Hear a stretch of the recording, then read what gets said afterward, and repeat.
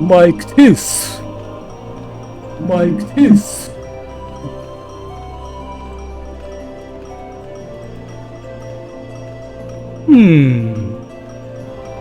いや、いや、怒涛の日曜日3本目でございます。忙しい。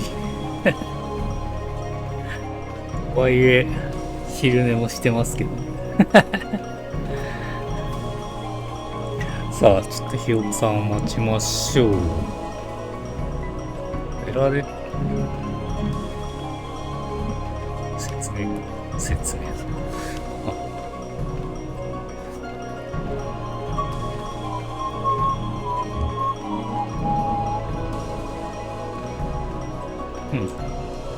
良さそうですね。ひよこ。はい、いらっしゃい。OK、始めましょう。モッさんとジアンです。よろしくお願いします。ひよこ2匹の FF14 やっていきましょう。今日は新生祭ですね。新生祭がなぜか日曜からあるっぽいんで、まあやってる感じっすね。何でしたっけ ?10 周年の、日が、ちょうど今日みたいですね。だから、日曜にあるっていうなんか、異例のパターンですね。という話ですね。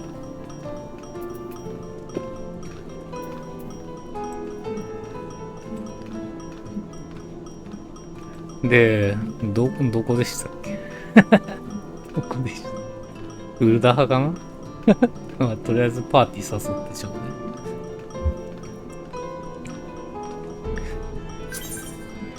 はい。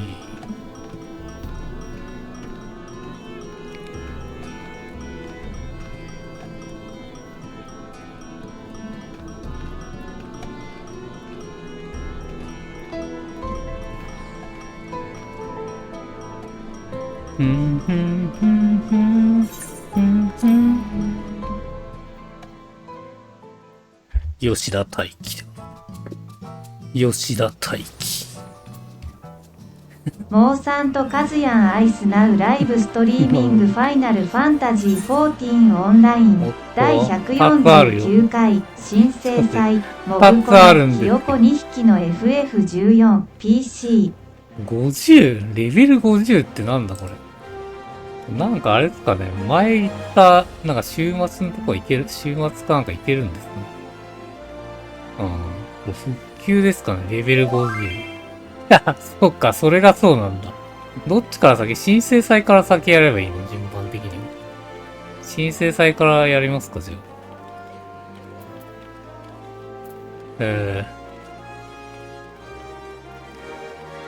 あ。ちなみに戦闘職、フルカウントしました、今日しました。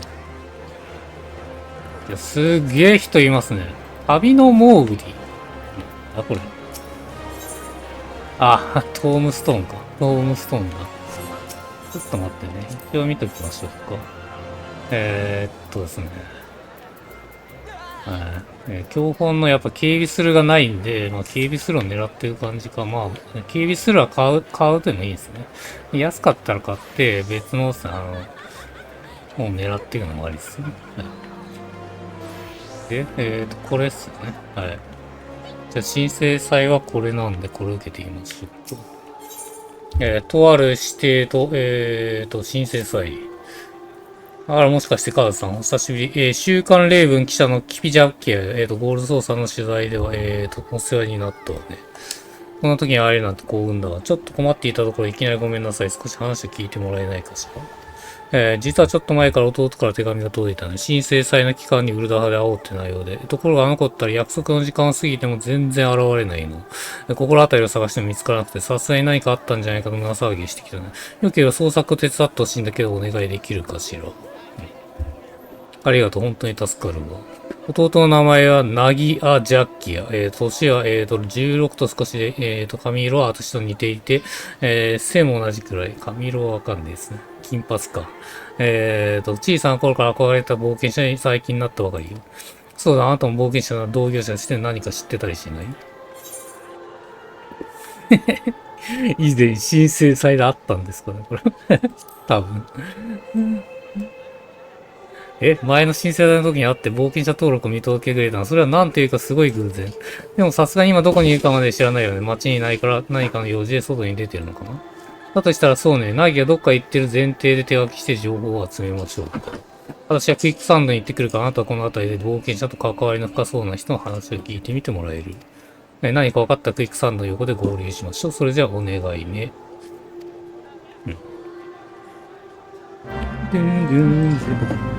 ああ、もう暴れとるね、あんた。そんな暴れとんの。よし。どここの辺っぽいですね。この辺で聞き込みをしろ。あ、いた。いました。こっちだね。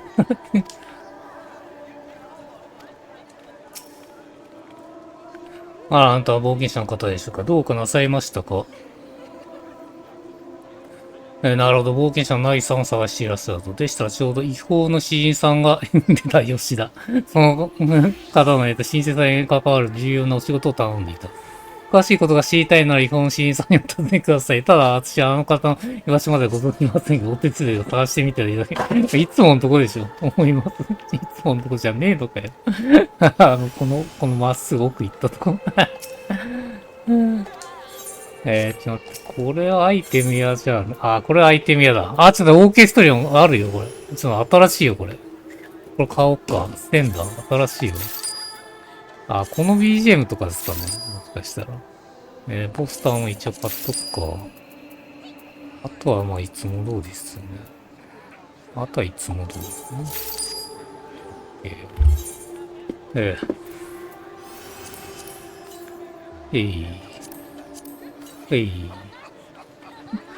テイより俺しポンポンの意味がわかんないですけど、これは何の曲でしょう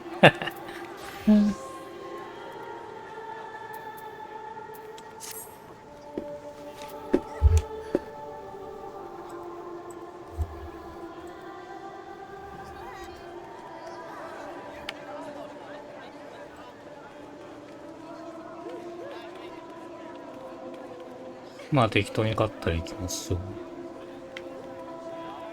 こっちっすね。いやー、日曜の夜のに結構いますね。おや、私何か用かい？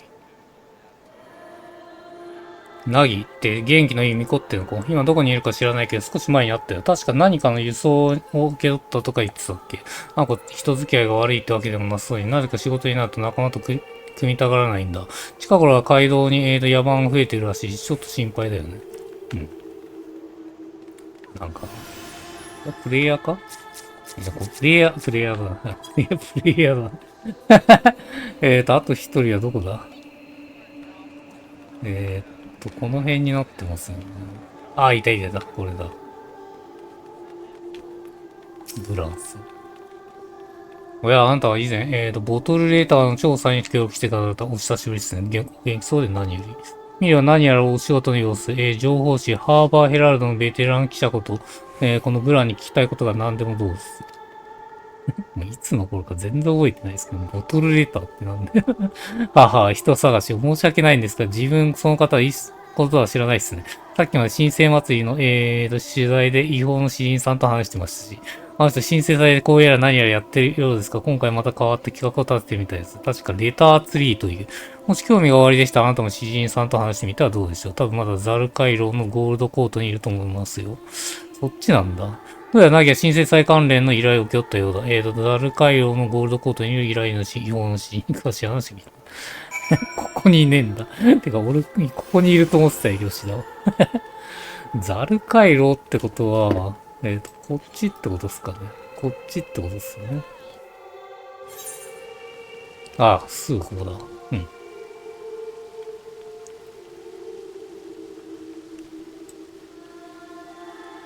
うん。この辺っぽいけど、そっちに人は固まってるとこ、いた。吉田いました。レターツリー管理。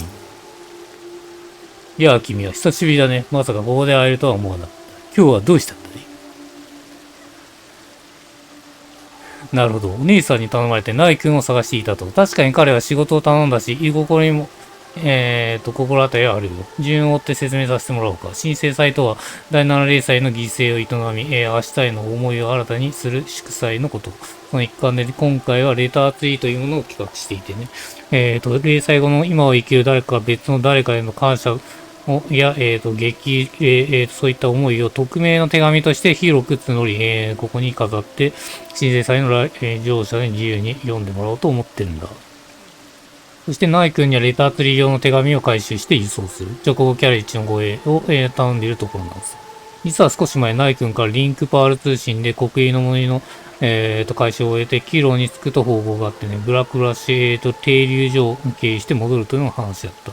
確かに本来であればもう到着してもいい頃合いではある。手間をかける形にはなってしまうが、彼の依頼主として、僕からも捜索を頼んでもいいだろうか。僕はここ動くわけにもいかないからありがたいよ。彼に何かあったとしたらブラックブラッシュ、停留所付近。キピさんにもそう伝えてあげてくれるかなと。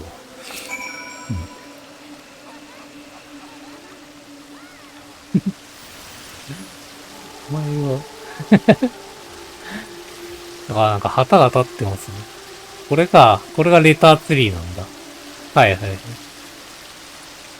なんか多分今回だけっぽいから1枚だけ取っときましょうか、じゃあ。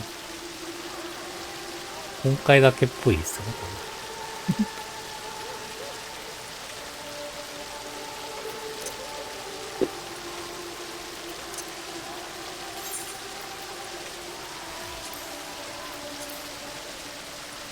まあこのお祭り感を取っときましょうか。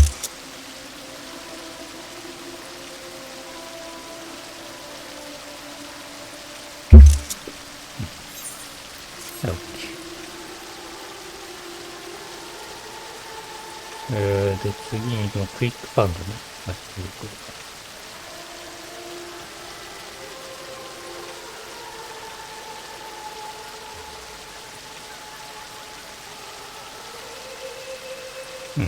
まあ、こうしてみるとやっぱり40は人気があるなって思います。こういうイベントの時は本当に人が多いっすね。はい。では、こっち。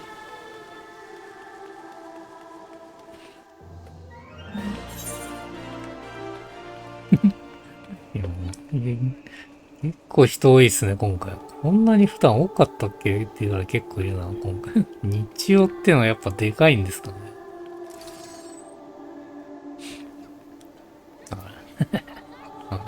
もうひよこさんの回線も重そうだもんね、かなり。普段ここまで待たされねえもん。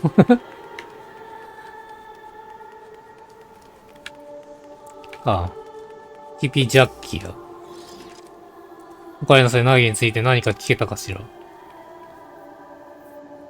なるほど、違法の詩人さんから輸送の護衛を請け負っていたというのね。それならひとまず最後の連絡で話に上がっていたブラックブラッシュ停留所に向かってみましょう。何かわかるかもしれないわ。ブラックブラッシュに行くんだ。ああ、なるほど。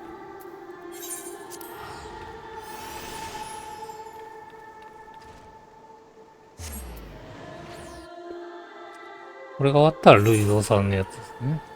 やる感じですね。どういう感じで進むのかわかんないけど。エピソードなんですかね。バハムート。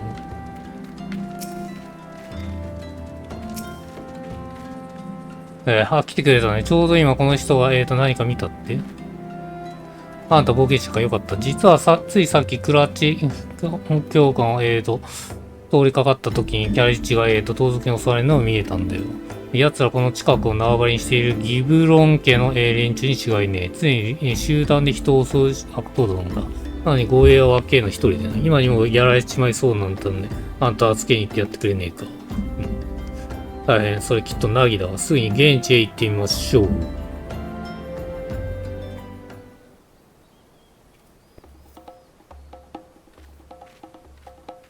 やってますね。低レベルの連中の。そう、次から次へと。しぶといが決め。だが、ここまでだ。レベル90のひよこを連れてきました。ちょっとあんたたち、これ以上うちの弟に手出ししてみなさい。ボッコボコにするわよ。このめちゃくちゃ強い冒険者さんがね。やっぱりそう。そうなりますね。しょうがねえな、って顔してますね。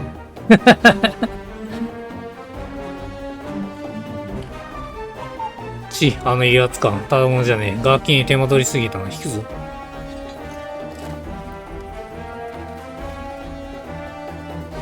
スンスン、スンスン、スルスン、スン。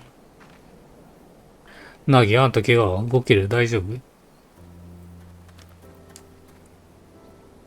姉ちゃん、それにカーズ、助けてくれてありがとう。まさかあんたが駆けつけてくれるなんて。元気だった？覚えてねえけど、一応。ああ、元気だったさ。嬉しいな。覚えてくれたのか？いや、覚えてないです。姉ちゃんも久しぶり。そこまでひどくやられてはいないから大丈夫で。何年前に出てきたんでしょうね。それならいいけど、後でちゃんと手当てをするよ。何年前の申請祭だよってね。母さんも、とっさに脅かしてくれてさすがの起点だわ。そういえば二人は顔に敷いたんだったかしら。初めてウルダハを訪れた俺に最初に声をかけてくれたんだ。冒険者登録を見届けてくれたり、ギルドを紹介してくれたり、依頼まで付き合ってくれた本人だよ。まあ、ですね。去年だったら、あれですね、配信に残ってると思いますけど、それ以外だったら載ってないですね。はい。それにしても戦わずして相手を退けるなんてうすうすと思ってたけど、やっぱりあんたはすごい冒険者なんだな。それに比べて俺はまだまだ全然ダメだ。もっと力をつけて一人で戦えるようにならなくちゃ。でないと、姉ちゃんに、と認められるなんて、私にああ。そうだ、こうしてる場合じゃないや。俺、旅商のブレモンネさんと、申請祭用の荷を運んでてな、この後納品と報告しなきゃならないんだよ。慌ただしくて悪いけど、なるべく早くウルダーに戻らないと。それならご挨拶したいし、私たちも違法の審査のところ行きましょうか。うん。この人数、揃いも揃って違法の詩人のとこに行かなきゃいけない。タイトル変えましょうか。タイトル、申請祭と、リードア参戦。リードアと、あともう一個。よいしょ。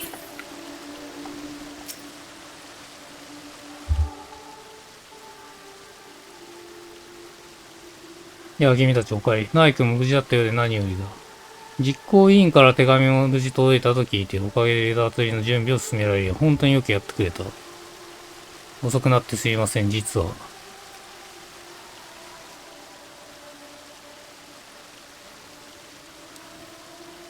カーズが助けてくれなきゃ手紙も旅商の人も無事じゃなかったと思います。俺は全く力になれなかった。なるほど、そんなことだ。依頼主と僕からも礼を言わせてくれ。彼を助けてくれ。どうもありがとう。しかしナイ君、君だって何もしなかったわけじゃない。助けが来るまで手紙や旅商の人を守り通してたかった。そんなに自分を卑下することもないさ。いや、カーズは一人でも多勢の野党をやらったんだ。それでも睨むだけで。この人に比べたら俺はまだまだ半人前だ。誰にも頼らず、どんな問題も自分だけで解決できない。とても立派な冒険者なんて言えないよ。ひよこの衣装をかぶれば、誰でも大丈夫です。はい。誰にも頼らず。ねえ、ナギ、あんたもしかしてこれまで仲間を頼らず単独で冒険者の仕事をしてきたの？危険が伴う場所にもたった一人で？ああ、人に頼らず生きられるのが一人前の冒険者だ。俺は、姉ちゃんに認められるような冒険者になりたい。だからどんな依頼も一人でやるとそう決めたんだ。そう。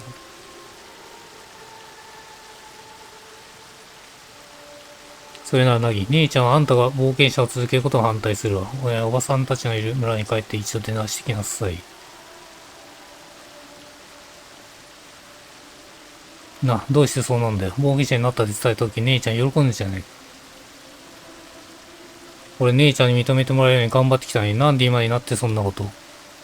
今のあんたは大きな思い違いしてるのよ。それが何なのかあんたが思い出さない限り私冒険者のナギア・ジャッキアを認められない。それでもナギア冒険者続けたいなら、私を納得させてみなさいな。自分がなぜ旅を始めようとしたのかを考えながら。わかった。少し考えてみる。か、これで終わりじゃねえのか。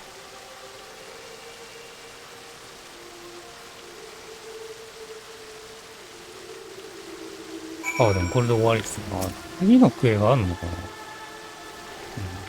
多いっすね。母さんごめんなさい。妙なことになっちゃってきっと驚かせたよね。母は言ったけど、私といて弟は応援してて、ちゃんと仕事しているあの子を認めてないんだ。でも今のままじゃきっと運が悪ければすぐに死んでしまう。そうじゃなくてもいずれナーギー自身が辛くなるわ。だからちょっとした荒療治が、必要だと思ったってわけ。そもそもあの子、口を開けば姉ちゃんと姉ちゃんと、私認められたとか誰に比べてもどうなんとも気にせず自由に旅すればいいのに、全くもう。こいつ。あ、これが終わり。あ、すげえ、なんか、マウントじゃん。リボーンフェニックスホイッス。あ、こんなのもらえるんですね。いいっすね。うん。これ1個買ったのにもらえんのかよ。ねえ、母さん、正直私はあの子から自分で選んだ道なら一人で進もうとすることも認めたいと思う。だって、ナギの冒険はナギのだけのもの。私が横からとやかく言うことにきっとない。けど、もしも姉に認められるのはこうでなきゃなんて思えば、あの子自身の未来を、閉じ込めているなら、そんな呪いをさっさと解かなきゃいけないわ。だから妙なお願いでもごめんなさい。ナギが自分の答えを見つけるまでどうか近くで見守ってあげてくれないかしら。僕からも頼むよ。駆け出しの頃に命を落とす冒険者も少なくないし、単独行動に下るんであれば、気が済む分増すだろう。新たな冒険者がそんな道を進むのをただ見ているなら僕としても望むことではないから。同じ冒険者について彼の話を聞き、導いてほしい。ありがとう。本当に助かるよ。それじゃあこの件に関わる大事な用事があるから、私は裁縫師ギルドに行ってくるわね。ちょっと時間かかるかもしれないけど、また後で。確かナイ君は北東の、通路を歩いていったね。となると、サバイアーベイボスカイ市場にいるかもしれない。どうかからのことをよろしく頼むよ。はい。はい。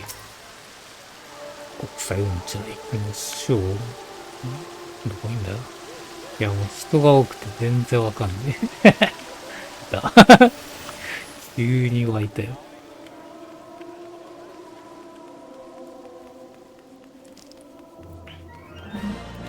ドゥンドゥンドゥン。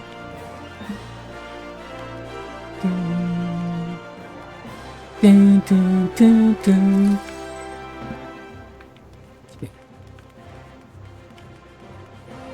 いや、こんなウルダー混雑なの珍しいっす。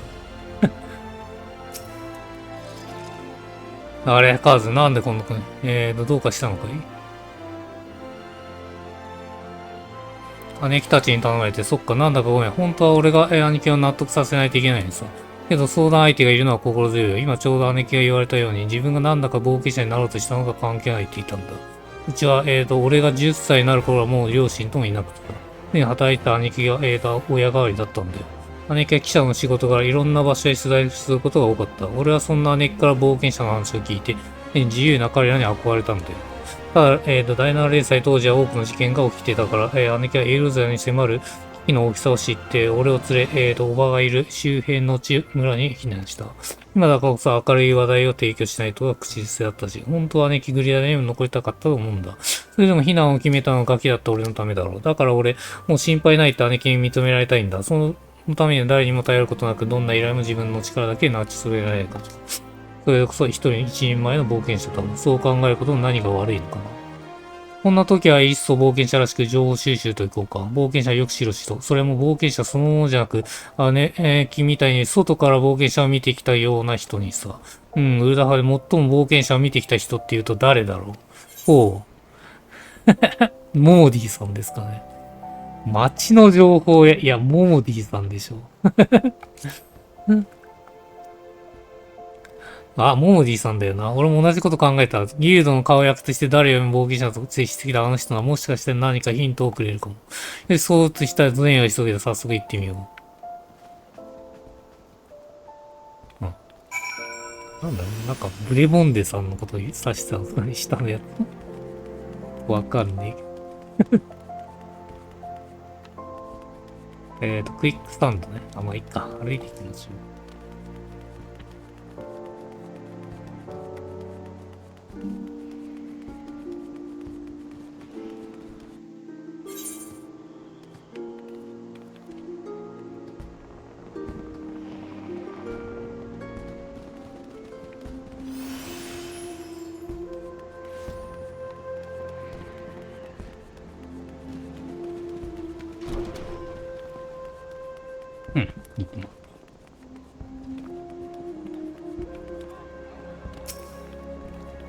冒険者登録の時はだいぶ緊張したけど、最近はよくクランペット、食べに来たりもしてるんだ。バターと蜂蜜たっぷりですげえふわふわ。クランペットっていう食べ物か。で、そんなこと言ってる場合じゃなかった。モーディさんに話を聞いてみないと。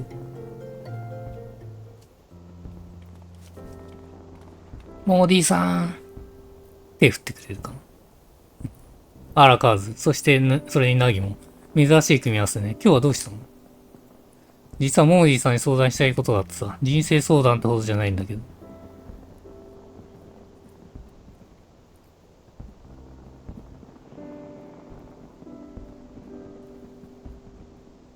ナギが冒険者について思い違えてること。なんだか不思議な問いかけね。ごめん、自分で考えてもこんがらがるばかりで。冒険者を見てきたモーディさんなら分かったりしないかな。そうね。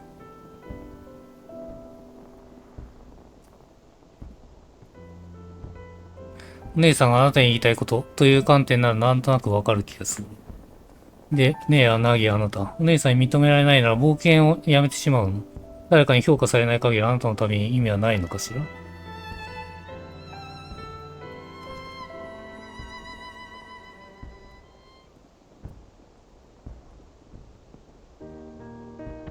このクイックサンドはたくさんの、冒険者の、旅立ちを見送ってきたわ。本当にいろんな人がいて、夢も物語も人の数だけあって、だけどね、一つだけ共通することがあるのよ。それはみんな必ず旅を始めた理由があるんだっていう。カーズ、あなたはどうして冒険者になろうと思ったの？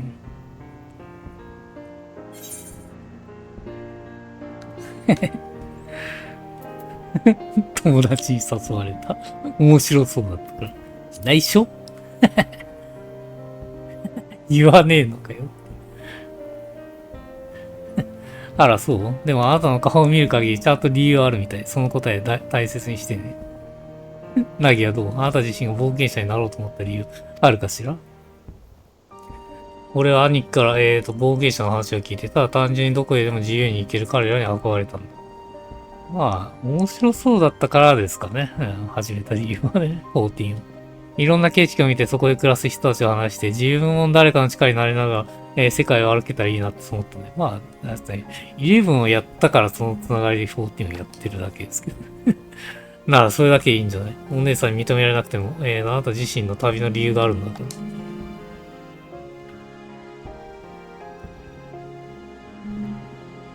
そうか、俺は冒険者として生きていくのは自分なのに、いつの間にか旅の理由を兄貴に寄りかからせて、思い違いってか、これか。本当に情けない。そうね、誰かに認められたいって思いは一人してないけど、それとナギが冒険者として生きていくことは全く別の、事柄だと思う。ましてや、そのために何でも一人でやれなきゃとか、そんな思い込みに縛られる必要はきっとないのよ。さあ話はおしまい。ちょっと口数が多かったかしら。でもあとはあなた次第よ、ナギ。ああ、モーディさん、気づかせてくれてありがとう。私は旅立つ人の背中をいつも見守ってる。だから、カーズ、ナギ、これからもどうか私自身の冒険を楽しんでね。うん。バイバイ。最後ににっこりしてくれました。台座の上に立ちながら。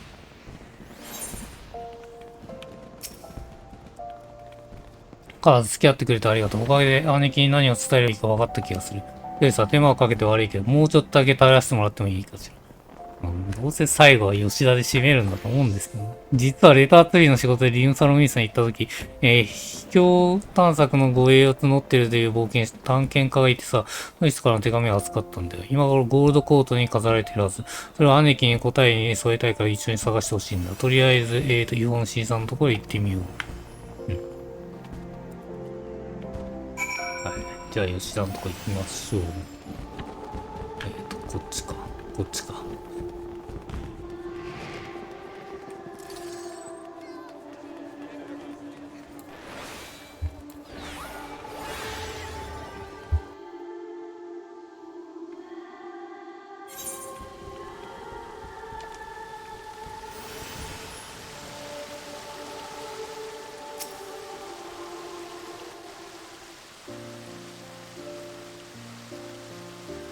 いや、二人ともお帰り。どうかな、何かヒントを得られたかい？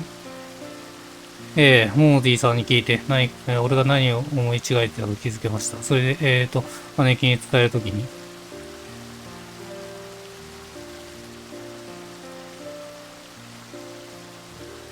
なるほど。探検家からの手紙を、お姉さんに見せたいと。そういうことなら特別に貸し出しを許可しよう。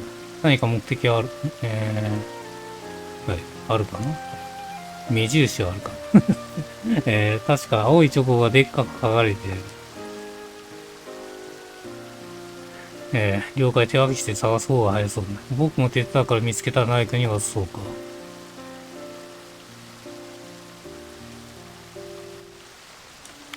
うん。なるほ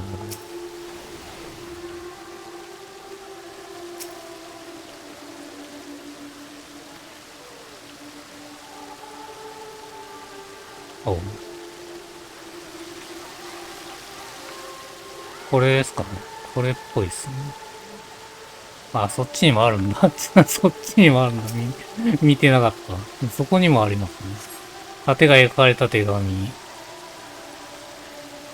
都市の警護を預かる身として冒険者の存在は実に頼もしい。投げ物が増えれば治安が悪化するというものもいるが、事実として犯罪の件数が減少傾向にあるのか。我々兵であり身軽に動けないことも多い。だからこそ市民の願いに寄り添う冒険者職種の、存在には感謝と敬意を示させてもらいたいのである。誰かの思いが繋いだ、手紙は青いチョコは書いてなかった。ないの男性が別にある。あれじゃねえのか。チョコって書いたんじゃねえか。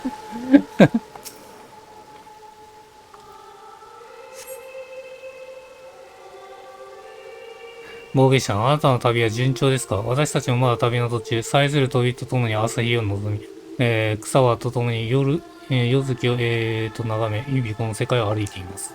昔とある冒険者に助けられた時、私は探検家も冒険者も、共に新天地を、胸躍らせる旅となと気づきました。こたびまた、そんな方と旅をしたいと思い、筆を取っています。未知の領域に踏み込んでしまった、地図の隠し示し、基地の地に変える。これ、あれから 7.0 のことを言ってるんですかね。そんな探検家の使命に少しでも共感していただけたら、ニムサロミーさんの、溺れた、海豚艇まで、海豚艇まで連絡をお待ちしています。愛直が書かれた紙に冒険者の記録を物の探検家の声が伝えられている。何が探してもこの手紙で間違いなさそう。7.0 みたいな冒険をするっていうことですかね。あ、こんなやつなくなっちゃった。あ、もともとなかった。もともとなかった。で、なぎに渡すと、いたいた。うん、なかなか見つからないや、そっちだぞ。あ、一応、そう、これだ。さすがカーズ。ありがとう。よし、あとは姉貴と話すだけだな。どこに行ったんだっけ？確か何か大事な用があるとかで、裁縫師ギルドに行くと言っていたよ。裁縫師ギルド、服でも買ってるのかな？何かがありがとうございました。俺早速行ってみます。うん。よければ君も言った指定を、見届けてくれないかな。その上で、今回の、顛末について後で僕が教えてほしいんだ。ルビーロード国際市場で待ってるかどうか頼むよ。はい。あっちですね。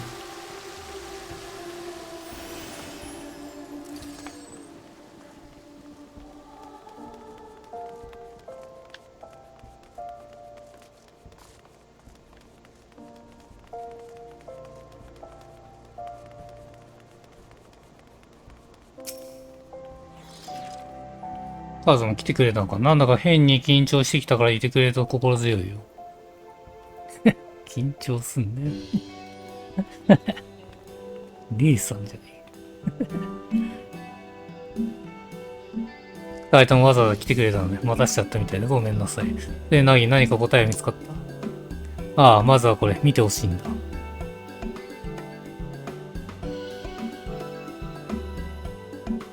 秘境の調査を目的とした探検家さん主催のフリーカンパニー。面白そうね。姉貴に認められた一心で一人でこだわってきたけど、自分だけじゃ到底いけない地域への旅、本当は興味があってさ、この後申し込んでみようと思っている。ということは一人でやらなきゃはもう卒業かしら。認められるために誰にも頼っちゃいけないとか、俺は姉ちゃんを理由に勝手に自分を縛ってたんだよ。それはもうやめて。俺は見える景色の先に何があるか、どんな人がいるか知りたい。それだけでいい。そう気づけたモーリーさんと見守ってくれたカーズのおかげだ。だから俺はたとえ姉ちゃんが認められなくてもやっぱり冒険者続けたい。自分の理由で自分の冒険をしたいんだ。いいか。私の許可なんていらないでしょ。まあ最初から反対する気なんてなかったけどね。ナギ、あんた0歳前の頃自分がなんて言ってたか覚えてない？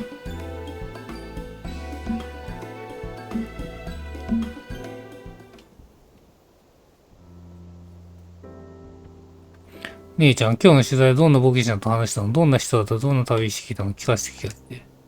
また冒険者の話。ナギは本当に好きね。だってすげえワクワクするんだよ。俺も一体でかくなったら冒険者になる。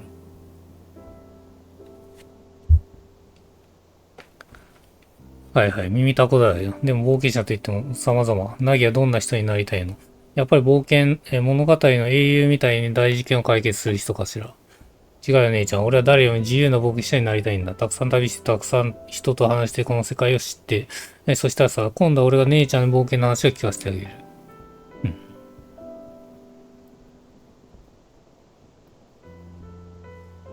そんな風に言っていたあんたが私に認められるために誰にも頼らないなんて言うんだもん。原点を思い出さなくてちょっときつく言ったのよ。うん。ねえなぎ、あなたはこの先も冒険者として生きていくのはきっとままならない出来事にたくさん悩むでしょうね。けれどあなたは英雄じゃなく自由な冒険者を目指した。だからこうでなきゃなんて縛られず好きに旅をすればいい。代わりに何か正しいのかちゃんと感じて考えて自分が選んだ道をしっかり歩ける人間にあなたはなりなさい。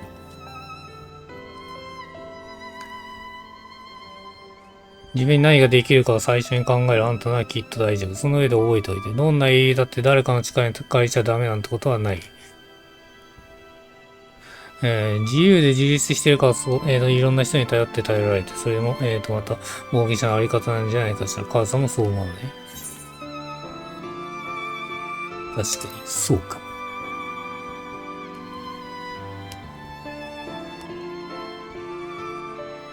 ああ、わかった。今日こそ俺は忘れないよ。さて、ナギ、あんたのことだし、すぐに探検隊の応募に行きたいんじゃない？受付はリムサロンミスターって書いてあったから飛空艇かしら。それなら今渡しちゃうね。はい、これ。細工奉仕ギルドに仕立てを頼んでいた服よ。いつまでもそんな格好じゃ長旅辛いでしょうから。よかったら後で来てちょうだい。いいの？わ、嬉しい。兄ちゃんありがとう。母さんもいろいろとありがとう。俺はあんたみたいな冒険者になるよ。これからも努力するよ。私からも改めて理由を言われて。ナギを探してくれて見守ってくれて本当にありがとう。私誰か何か会えたら嬉しいわ。それじゃあ母さん。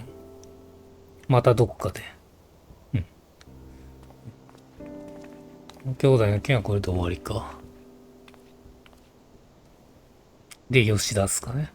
兄弟の天末を見回り、別れの挨拶を交わした。違法の指示にこの次第を伝えるため、ルビーロード国際市場に行ってみよう。案の定、やっぱり、吉田締めです。まあ、吉田締めじゃないと閉まらないですからね。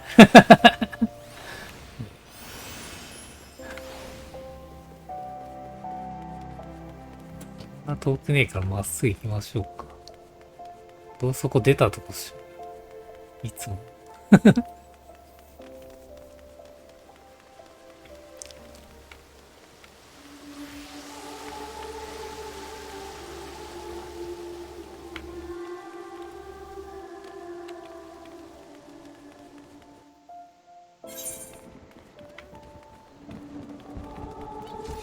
うん。いや、おかえり。君の表情を見る限り、ナギ君は無事、姉さんを納得させられたのかな？そうか、それはよかった。旅を始める理由はいつだってシンプルだ。しかし何かを大事に思うあまり、言葉を出されることもあり、その言葉は時として己を縛る鎖にも変わる。そんな時自分の心の原点さえ覚えている。なんだって足を前に運ぶことはできるかもしれないね。きっとナイ君は大丈夫だ。見守ってくれて本当にありがとう。来た。あ、宇宙空間に行くんじゃない？また。歌を聴いて。一ついい歌を歌うんだよ。聴いてくれるかい？新たな世界へ旅立つ人、そして見送る人、双方の希望を歌う歌を。来た。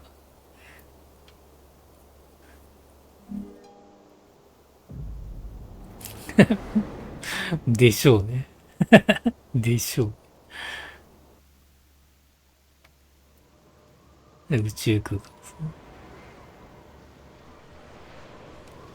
ね。あ、違う。どこだよ、これ。なんか違うとこに来ました。船の上に乗って。飛空艇ですかね、これ。飛空艇ですね。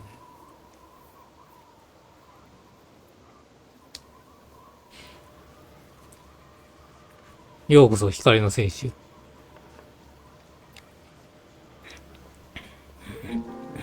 誰ですか？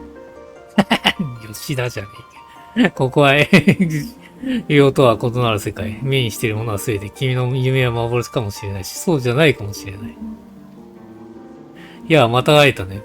僕の名前は吉田直樹。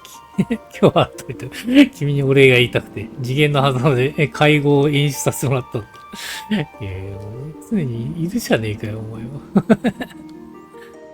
この世界が申請されてから10年余り。僕たちはまだ旅の途中にいる。申請からこれまで語りきれないほどの出来事があり、その旅で僕は様々な冒険者に出会ってきた。どうしてこんな苦労しているんだろう。正直に言えば僕にだってそんな風に思う瞬間や何もかもが投げ出して楽になりたいと願う日もある。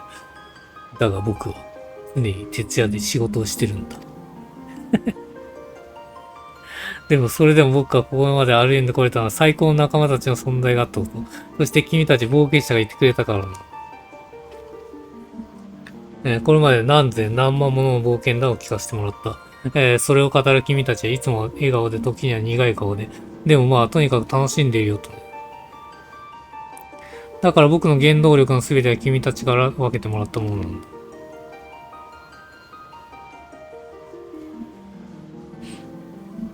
ありがとう。この先も共に歩んでくれるならこんなにも嬉しいことはない。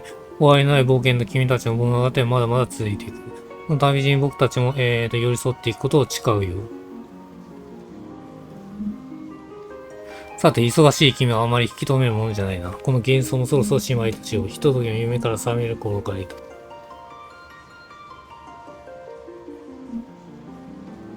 た。世界が申請してから幾星に、この地に多くの人が訪れ、多くの足跡が刻まれてきた。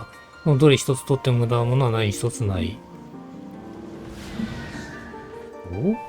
あ、これがマウントっすかね。結構派手っすね。これあれか。これが16のやつって言ったやつかね、もしかして。パッと見分かりづらいですね。僕らはそれを忘れない。きっと、そしてきっとこれからもこの世界のことを考え続けるだろう。そうですね。確かに。だからどうか君を、伝えてほしい。その度にクリスタルの顔があらんことをここから願っている。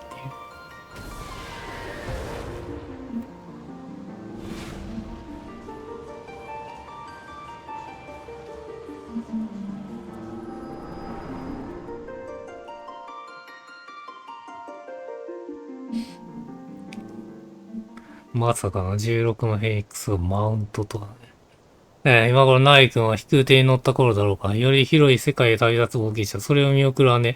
彼らの行く末が良いものであってほしいと、切に願うよ。そしてそれは君に対してもどうさ。だからもう一つ、君の未来を祝福する歌を作らせてほしい。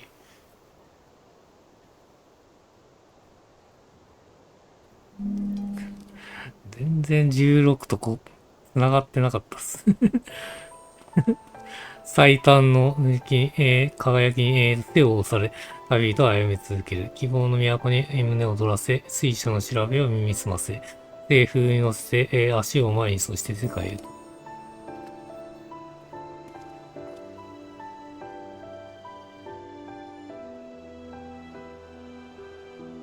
うん。雪風に、灰ゆ空はどこまでも青く、嵐舞う夕暮れはグレーに染まる。漆黒の夜は、星々に瞬き、聡明には、非常に行月が微笑んで、そうして世界は回り、何度あって日は昇る。悠久の風に背を押され、旅人は歩み続ける。黄金の光が来樹を進み、しかしあなたは迷わない。幾多の記憶が星となり、その行く先を照らすんだ。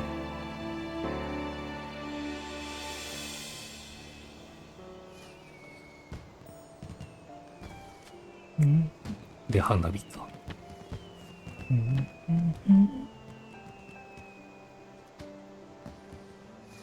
君はこの先どんな旅路を歩むんだろうね。どこに行き、誰とは何を見るのか。未来は今まだわからない。けれどどうか忘れないでくれ。君はこの世界に罪に抱く絆。その記憶と足跡が、いつの日かきっと自身の背を押してくれるはずだ。だから君はこれからも自分の道を歩んでほしい。僕はその旅の無事を心から願っているよ。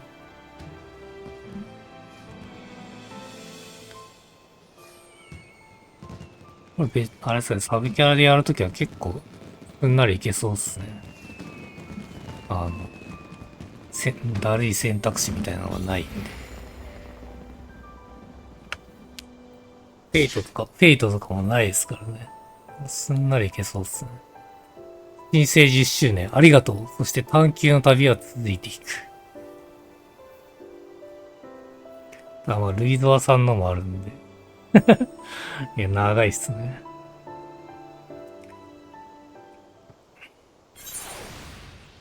来た。リボンフェニ。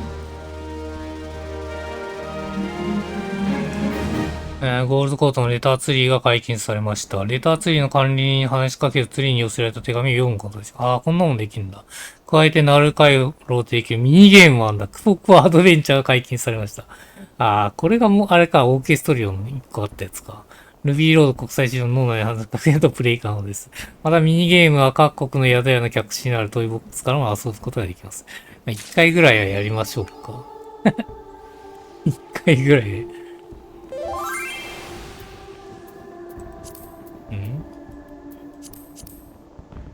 リボーンって書いてあるんです。いた。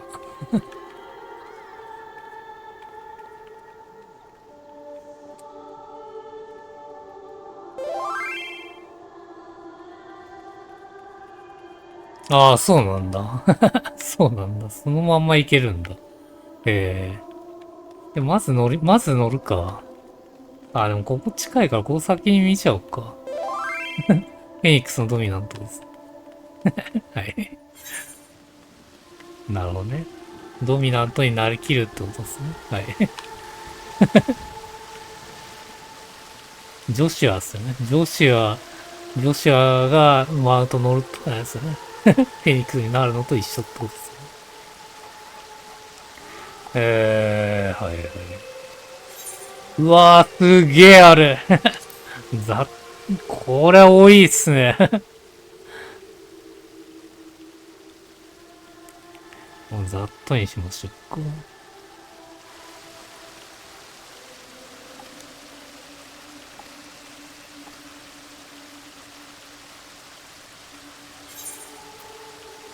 しかもこれ一個ずつ消えるんだ。じゃあ一回ずつ見ていきましょうか。ざっといきますよ。この辺見る人はあれですね。低速にして見るとちょうどいいかもしれない。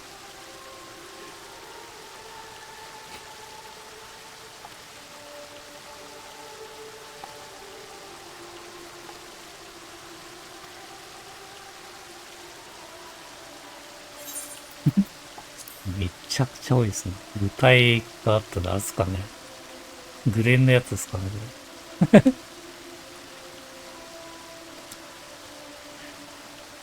れですか。FF タクティクスのあれですかね。アライアンスのやつですね。違うのかなこれあれかないや、でも違いますね。スタッフとかそういう類ではなさそうですね。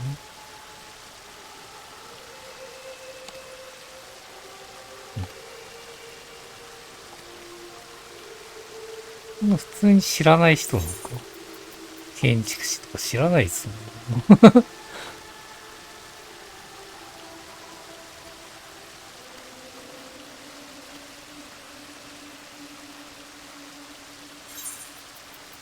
名もなき職人。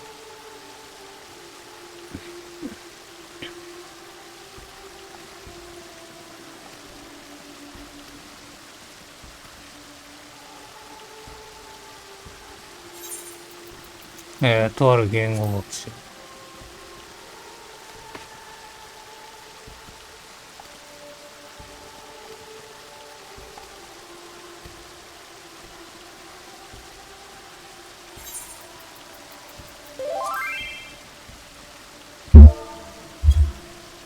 そうなんかね。わかんないね。職人がどうだとか言ってるぐらいなんで。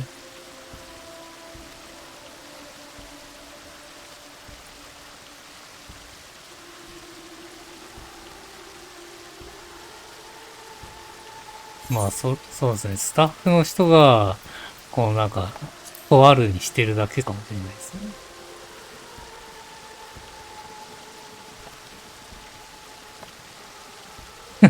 いや、でも、それだっても誰が誰だかさっぱりわかんないですね。広告職人。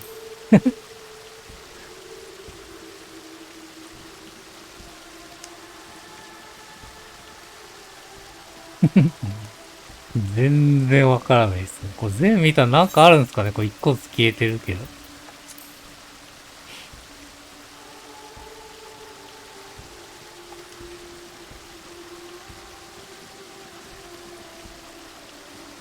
掲示板掲示板ってのがあるんですかね。フォーラムのこと言ってんですかよくわかんないっすよね。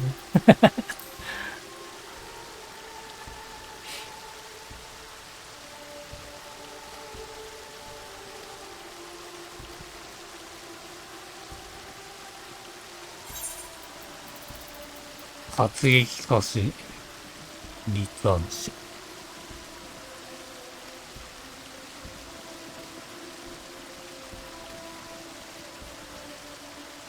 うん。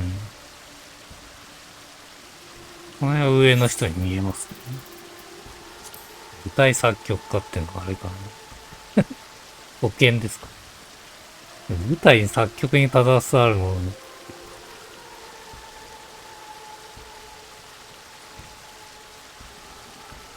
うん、これ素見じゃねえのかな。曲作りを誠意を持って続けていきたいと思う。これ素見ですよね。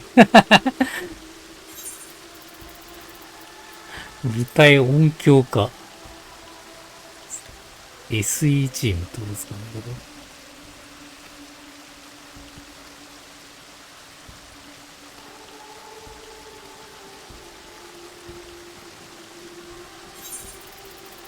名もなき冒険者からの手紙。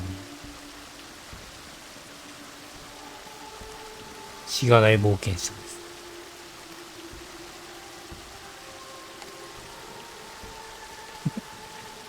全然誰だかわかんない。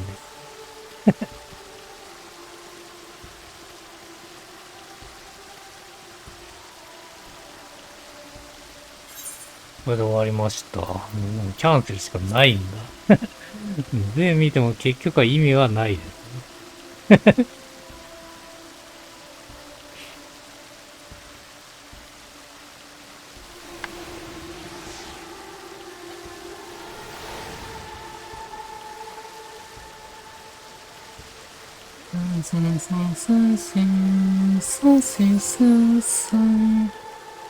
ワフィー、ワフィー。はい。でもこれまっすぐ行ったらミニゲームのとこ行っちゃいますね。まあミニゲームやって外出ましょうか、一旦。ルイゾアさんやる前に外出ます。ちょうど花火も出てます。ひよこさんのマッチです。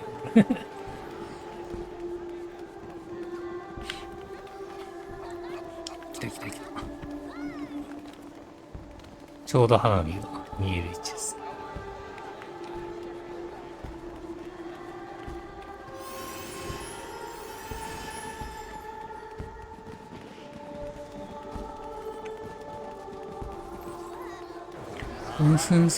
どれですかね、ミニゲーム。吉田はそこに、あ、これか。クォークはアドベンチャー。一回だけやりますね。一回だけ。何すんでしょうね。ルール見りゃよかったな。ページ1。おまけ。いやー、しかもこれ、なんか、ロープレイみたいな感じになってる。エネミーターン。いや、細かいっすね、これ。ポン。あー、これあれか。近づいてくる前に倒せってこと。これに関して。あ、貫通すんだ。いやー、これ怖いっすね。これやっといて。あ、で、ボムは周りも倒してくれるんだ。なるほど。はい。あれですね、パズルゲームみたいな感じですね。強力な魔物の気配を感じる。やばい。3がいる。いやー、ボスもいる。これ爆発させましょうか、ここ。ボン。やべえ、ゴブリンが。アクションはどう、アクション選択できんのか、一応。なんで選択するのこのアクション。いや、選べないです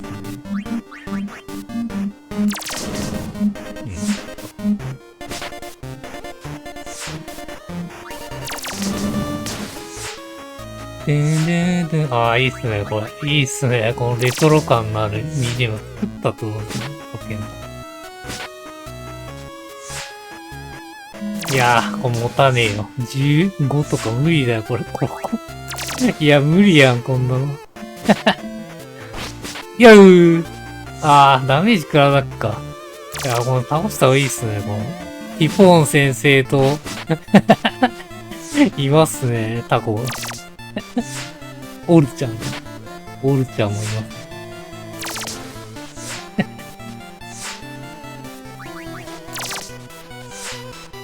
マウスで選択すんのかなぽいっすね。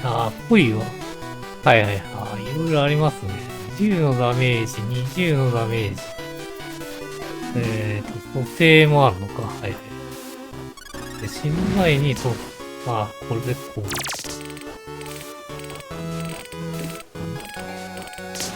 おーなんでいろいろできるんですね。はい。クフォワードメンジ。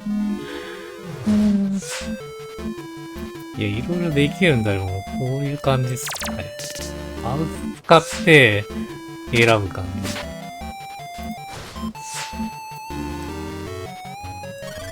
こういうのもできますよ。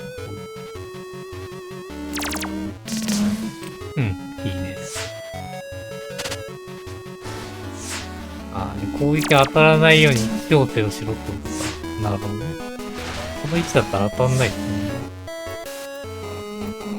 すげえいっぱいあんな。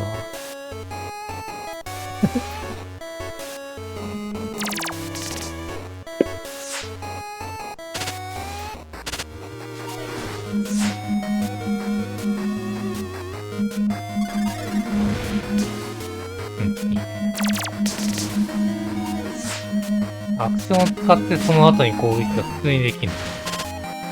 なる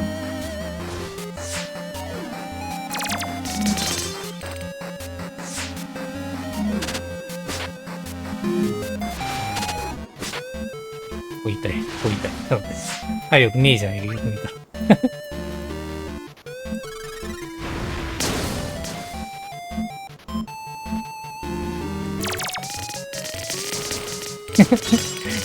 いいね。跳ねてる。跳ねてます。体力回復ってのはこれか。50回復すのがあるんで、これ使ってみましょうか。で、またボム狙っても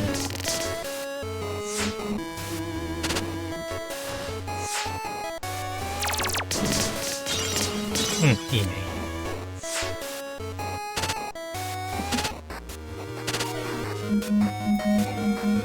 いや、これクリアしちゃいますね。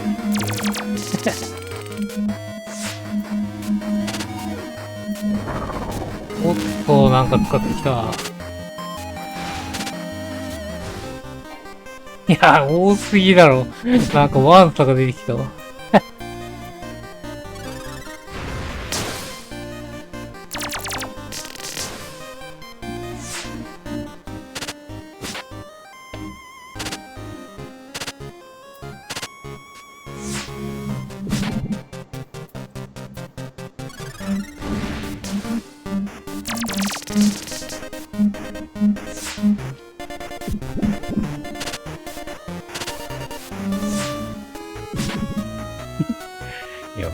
想以上にしっかり作られてる。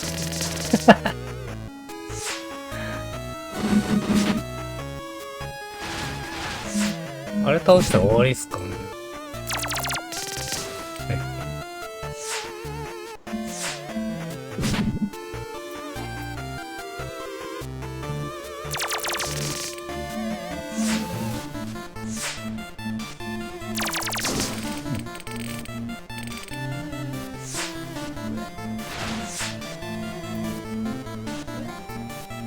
いや、ここになっちゃうんだ。これ選べんの？こっちにしたいんだ。ああ、選べねえよ。ああ、いいや、いい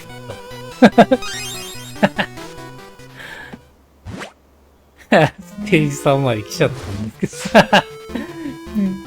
ど。すべての敵に15与える。行きましょうか、これ。MP 足んねえって言ってる。これ取れって言ってる。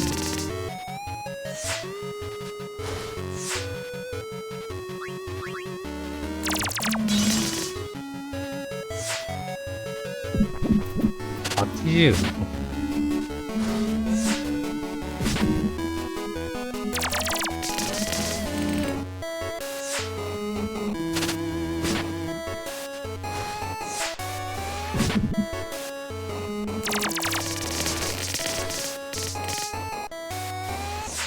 うん。じゃあ次行きますけど。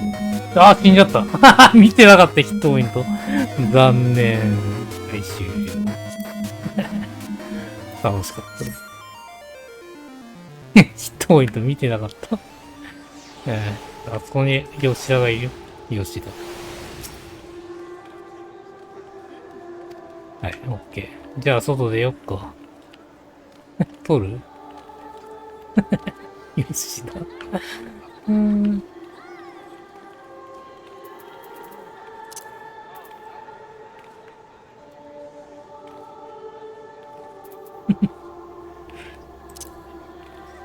あ、間違えた。間違えた。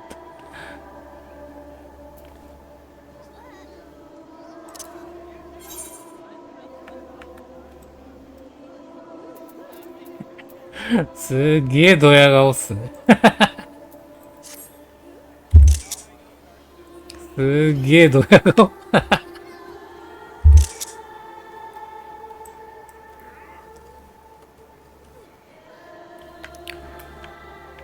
雰囲気的にはこんな感じですよ。オッケー。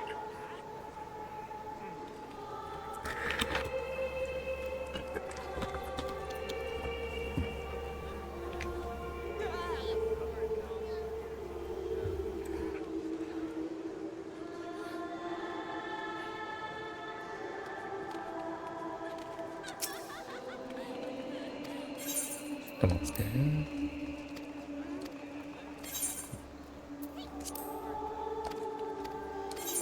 オッケー。よし。外出よっか。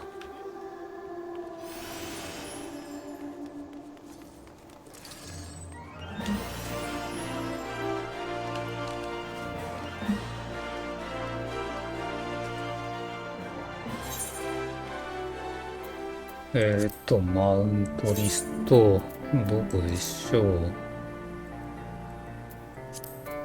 どれだ？これか。これっす。おー、確かになってますね。しかも技使えんじゃん。燃えた、燃えた。燃えましたね。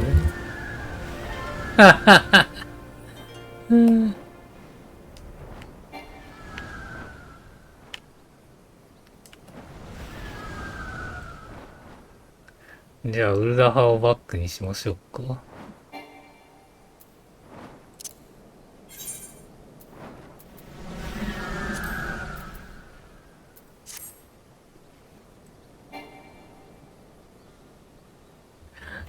高度上昇はうるせえけどね。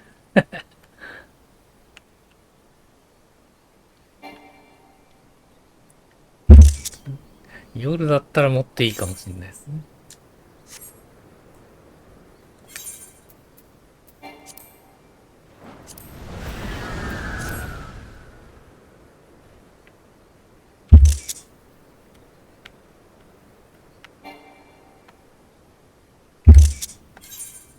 うん、オッケー。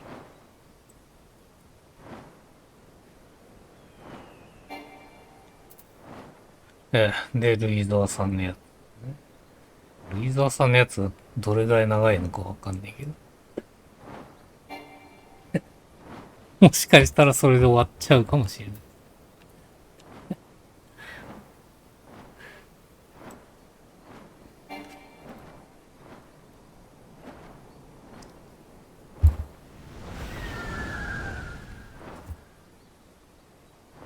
いいっすね。完全にマウントになれるのは、今までなかったんじゃないですかね。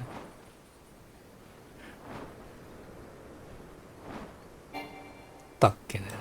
あれっすか、なんだ、クジラとかあの辺があれですかね、なりきるやつでした。もしかしたらう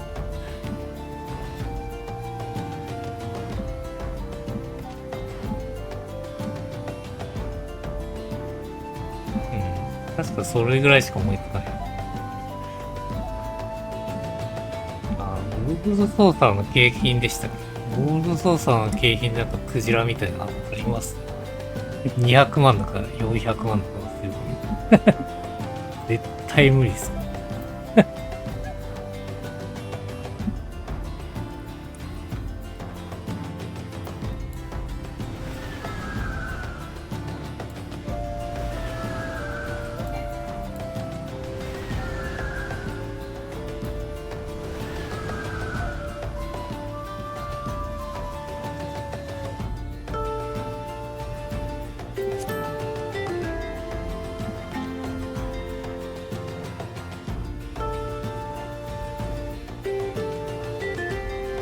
うん。オッケー。じゃあ、ルイゾワさんやろっか。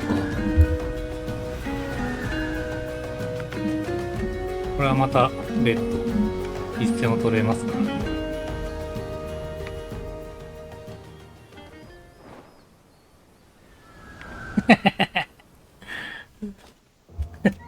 ら。あれっすよね。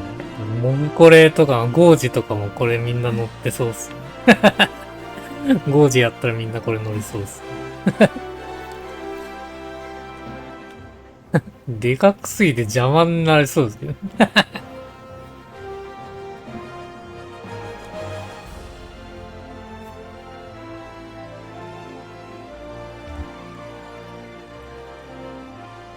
あ、いたいた。ごめん、赤いひよこになって。燃えたってこと？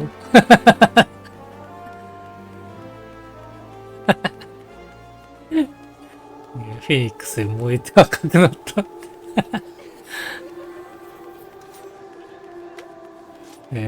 どれですか？この辺ですかね。これか。ナナンジ。時代の終焉を綴る。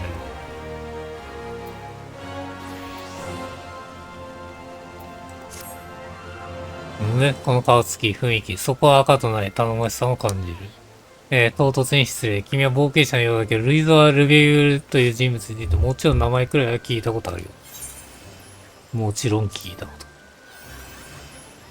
うん、それならますます心強い。改めて僕は、ナナンジノノンジ、駆け出しの物書きさ。実は今、賢人ルイザーの電気を書くために、彼が零細時にどう活動したかを調べようとしている。で、はじめにまず不滅隊に、取材を申し込ん入れたんだよ。当時、ルイザーは軍師としてエオゼア軍、同盟軍に招かれていたから、何かしら接点があった人がいるんじゃないかと思って。申し出は意外なほどすんなり受け入れてもらえた。ただ正直なほど僕は取材経験が少なくて。つまり、冒険者ない人と関わるのは慣れてるだろう。だから取材ないとちょっと横から見守ってほしいんだ。それだけでだいぶ不安がやられると思った。そしてできれば取材が無事に終わった暁には、今を生きる冒険者として、ぜひ君の所感を聞かせてほしい。レイサーの記憶を後世に伝えるために僕は何としてもこの電気を書き上げたいんだ。あみよ、執筆協力者として大きめの君の名を掲載するから。うん。やった、ありがとう。それじゃあ早速取材と言いたいところだけど、まずは東ダナのキャンプドライブオンに向かおうか。最初に少し寄っておきたい場所があるんだ。これあれっすね、バハムートの多分クリアしてないと発生しないんじゃないかな。多分。わざわざレベル50にしてるぐらいです。じゃあドラえもんいきますよ。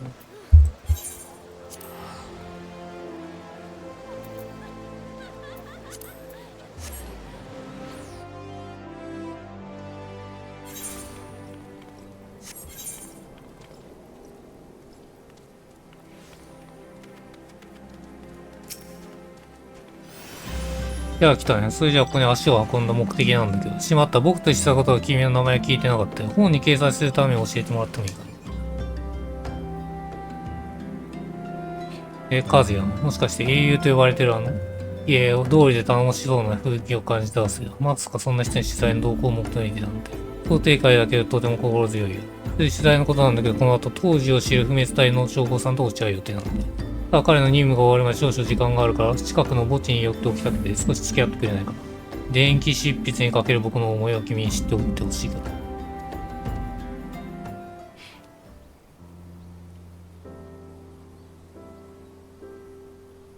あれこれ、ルイゾアさんの墓ですっけ？僕の故郷は空手の平原の近くにあった小さな村で、零細で焼きしまった。あ、両親か。両親は友人はここで眠ってるんだ。別に珍しい話じゃないの。昨日衛星ガーダから出てきたっていう黒い竜の爆炎は、ユーザー全員に被害を及ぼしたんだから。けどそっから5年以上も、月が過ぎ、人々は前を向いて零細を過去のものとしつつある。最近じゃこんな風に言っている人も見かけるんだ。零細の到来を見た、予見したシャーリアンの賢人のおかげで破滅の運命は避けられ、ユーザーは救済された。これから第7西暦の時代だって。でも僕はこうして見解に、違和感を覚えてしまう。国境は焼け、大勢が死んだのに救済されたってなんだろうってね。ただ僕は賢人ルイザーという人を調べて、彼がどうしてユーザーを救ったと言われてるのか知りたいんだよ。それを書き示すことに気持ちを区切りをつけたいんだよ。これが僕が電気を書こうとしている動機さ。どうだろう、理解してもらえたかな？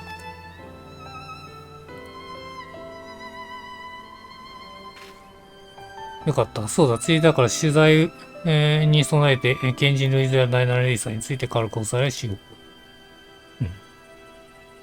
第7レーサーがいつから始まったのか、その定義は難しいけど、一般的には帝国によるメテオ計画が発端だと言われている。月の衛星ダガラブをエルザに落とそうとした作戦だ。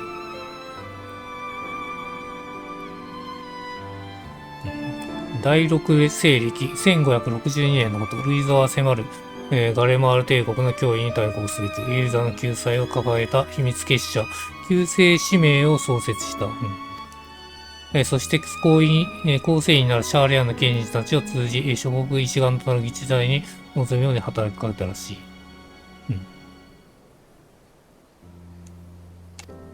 い。結果3つの、都市国家でグランドカンパニーが設立された。あれですね、なんか、イダの頃の理性に似てますね。左のやつは。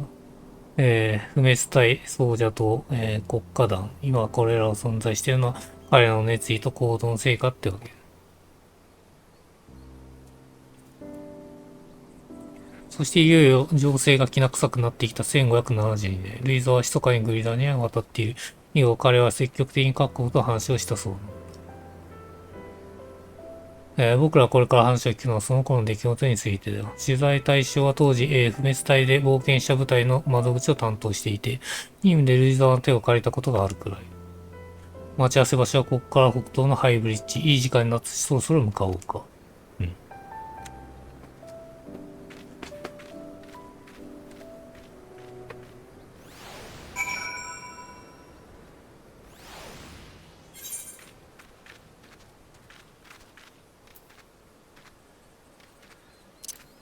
基本的にはルイゾアさんについて語るっていうくらいなんですかね。ちょっとよくわかんないですよね。何のためにこのタイミングで実装したのか。なんか理由があるんだと思うんだ。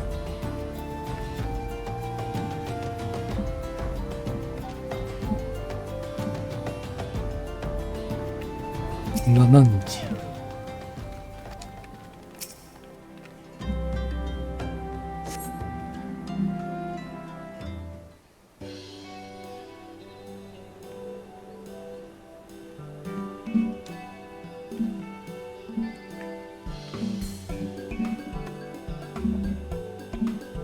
いや、私に取材したというのは君たちかな。まさかイール殿がいるとは思わなかったが。はじめまして、ナンジと申します。彼には取材を同行してもらっているんです。この度は誠に。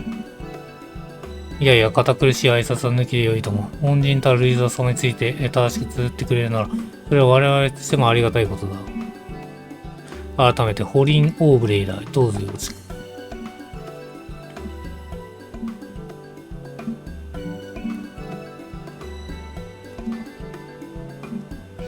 では早速取材を始めさせていただきますね。ホリンさんは現人ルイザーと接点があるとのことでしたが、当時彼はどのようにグランドカンパニーと関わったのでしょう。そもそもグランドカンパニー設立の発端がルイザー様たち旧姓氏名の答えかけだったのをご存知だろう。だが直接的な初接触は、ダガラブが赤身を増し始めた頃のこと。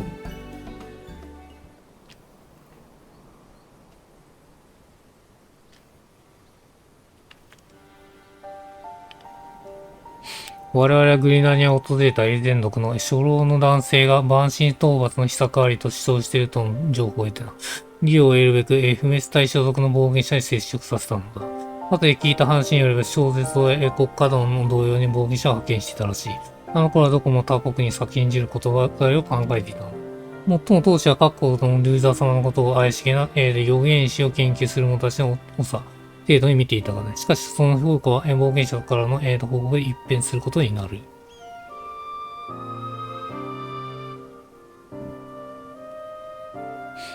なんとルイザー様は秘術を持っていて、イフリートの根城と、直接のつながる、ゲートを開いてみせたのだ。結果、我こそはという熟練冒険者たちの、神狩りが決行された。各犠牲も大きく、討伐を泣きつくれた一体からの報告によれば、遠征祭後には、かつかの、焼け焦げた屍が転がっていたらしい。そしてその報告には他にも驚き内容が含まれていたの。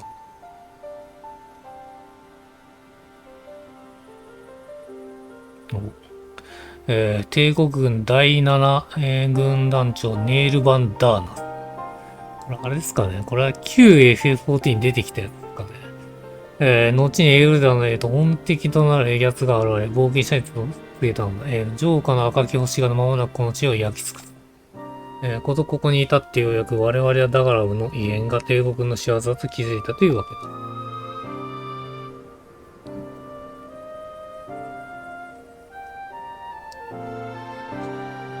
メテオ計画の存在は賢人類沢の功績で判明したと。しかしそれだけの情報では対応策を練ることは難しかったんだよ。その通り、我々は計画の実態解明を始めざるを得なかった。この後、7レーサーに至るまで各国、冒険者の協力を得つつ、一心情報収集を続けることになる。その際、大きに活動したのが、貴君も、よく知る、貴公子シド・ガーロンド様だ。彼は我々に貴重な情報をもたらした。今しくメテオ計画の概要だよ。帝国は、後進ライハートなる招致を、道しるべにガダローを落下させ、彼らの言う蛮族、我々すべてを抹殺するつもりだったんだ。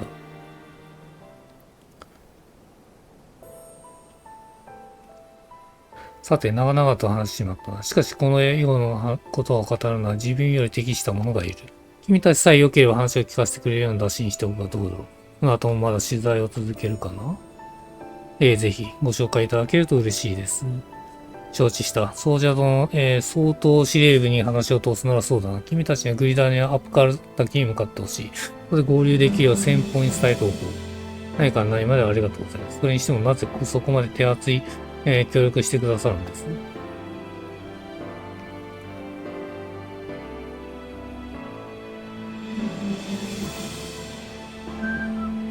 大したことではない。最初に言ったろう。ルイザー様の、奇跡が人の記憶に残るのは喜ばしいことだと。私はただ三国を結びつけたあの方に忘れられてほしくないのです。では私はそろそろ裏に戻るしよう。君たちの取材を実に結ぶこと、実を結ぶことを陰ながら応援している。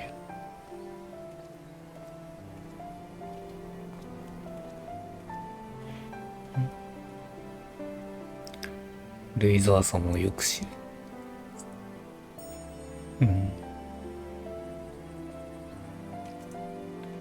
なるほど。少なくとも賢人類座は、ホリン中等神あそこまで言わしめる人物。さて、ありがたいことにおめかけた新たな取材の道が開けたね。次は賢人類座が滞在していた地、グリダニアか、早速アップカルタニアを目指して移動しよう。まあ、グリダニアのアップカルタニア。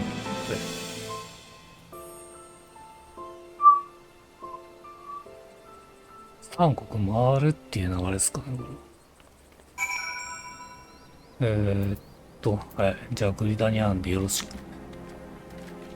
よろしく、グリダニア。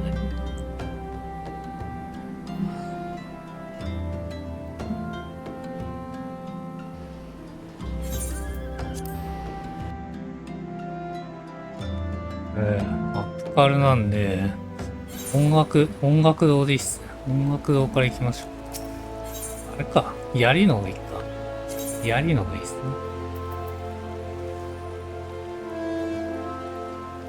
槍から行く。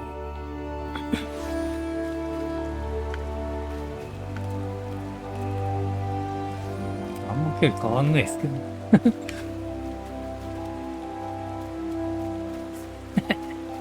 そのカサスかけてる。使えねえんでしょ。プロトンが使えねえ。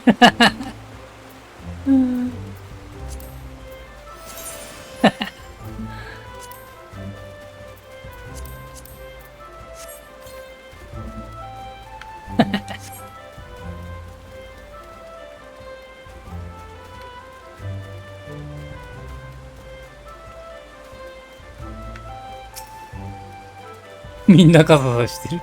ここはアップカルタキ。アップからいないけど、綺麗な場所だね。オリン中都市が打診してくれた任務が来るはずだから、少し待つとしようか。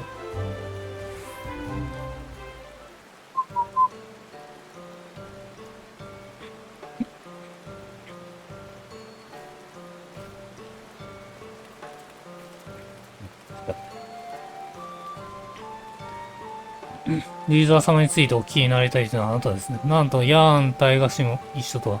私は、零細当時の、奏者と窓口さんとシーロフルクと申します。さっきのやつとは別なんですね。見た目はあんま変わんないですね。あ、全然違った。普通におっさんでした。ナナンジののんじと申します。この度は、次第のご協力誠ね、ありがとうございます。こちらこそよろしくお願いします。しかし、ホリンドンも、粋な、場所を指定なさる。リーダー様の話をするのは、ここはぴったりですからね。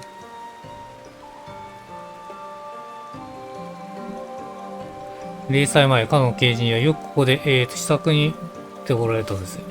グリダニの民は警戒心が少々強いですから、最初のうちは遠巻きに眺めるだけでしたが。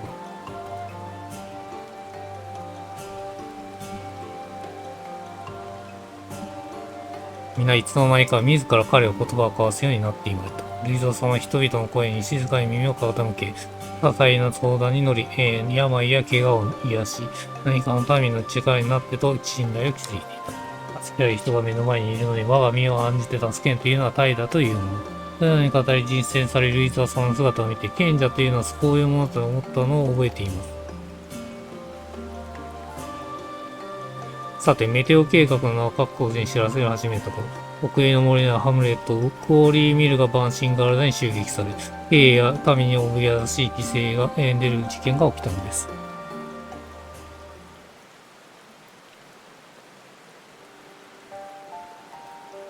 バルダ。バンシンを打つべく、親友隊や奏者との出動はもとより、リーザー様を通じて、不滅隊や国家団にも援護、要請が出され、各国から敵の冒険者が続きました。その際、ルイザ様は冒険者がいた万神の羽を利用し、秘術を持ってその根城へ直出する門を開いたようですね。かくして冒険者の手によりガルダは討伐されたのです。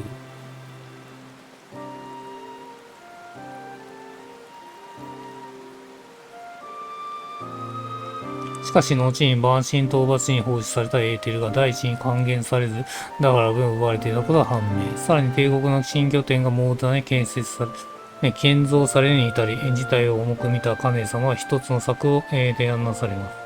ユーザー都市軍事同盟の実行化。つまり、同盟軍の結成です。ただ当初他国の反応は思わしくありませんでした。カネ様が提示した各国への弾が多かったとに加え、自国の優位性を確保したという思惑も働いたのでしょう。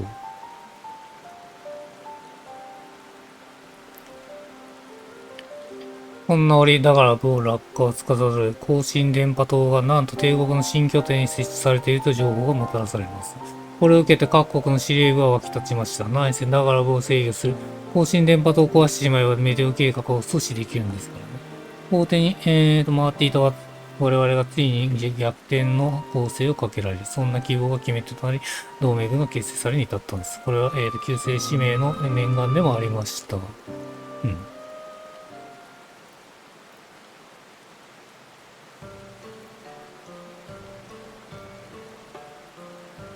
またこれに合わせてルイザ様は軍師として同盟軍に招かれることも決定。以後あの方は各国首脳の正式な助言役となったわけですね。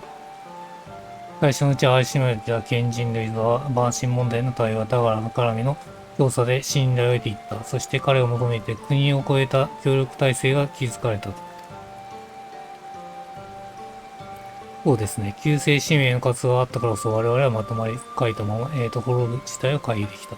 そうした意味でもルイザ様は凡人と言えるでしょう。さて、この後は、更新電波と破壊作戦を得て、に対してカルテのいたとかの話になるんですが、それに話は私にも適した方はおられるの。ナイス作戦時には最前線をかけた歴戦の勇士ですから、気さくな方です。きっと面白かった話してくれます。よろしければご連絡しておきますが、いかがでしょう。はい、ぜひ。重ねありがとうございます。ではお手数ですが、リムサロミースタ国家団軍令と、軍令部をお尋ねください。良き電気となることを私も祈っておりますよ。いやー、アリゼは一切登場しないんですね。残念すぎますよね。みんな取材に好意的で本当にありがたいです。これも賢人レイザーの人徳なので、あるいは君がいてくれるおかげかもしれない。いや、せめてですね、ある日、アリゼ、ある日のどっちかが出てほしかった。いずれにしても今回の話でルイザーという人の、姿勢というか、だからみたいなものを触れられた気がする。それじゃあ早速次の目的地、リムサロミーさんの国家団軍令部に向かおうか。少なくとも50で行くってことは、少なくともアリゼもある日の出会ってますからね。これがレベル15のクエだったらわかりますけど。レベル50です。じゃあ、リムサロメイさんに飛びますよ。次。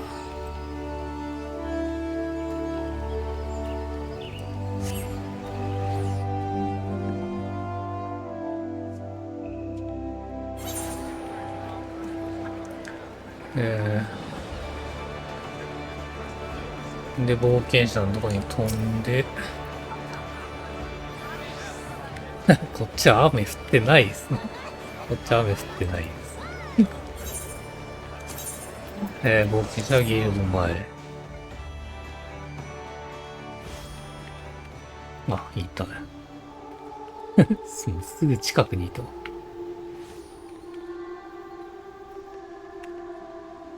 の BGM になってるのかな。新世界ですからね。はい。資材の準備は完璧さ。軍令部はすぐそこだからそろそろ行こうか。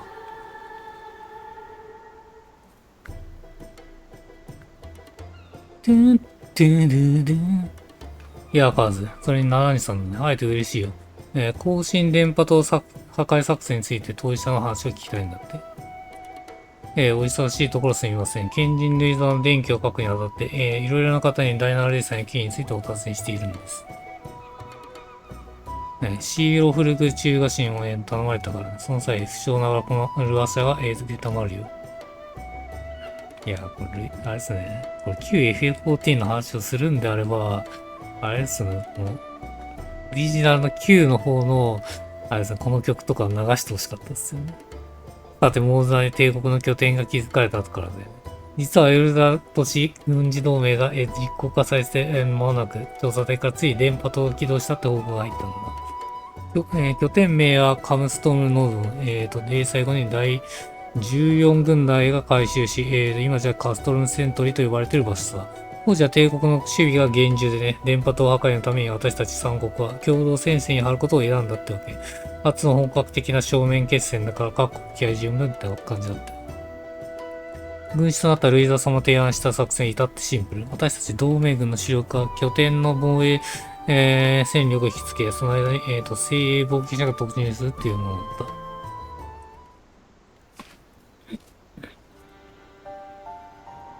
つまり私たちは万神を退けた冒険者たちにエルザの命運を託したんだ。陽動として最前線にいた私たちは各国互いに拳で合いながら戦い続けた。冒険者が踏ん張っているのは私らだ。そんな時伝令がかけてきて大声で叫んだんだ。更新電波と破壊成功、我ら成功、勝利せい。今思い出しても心が震えるよ。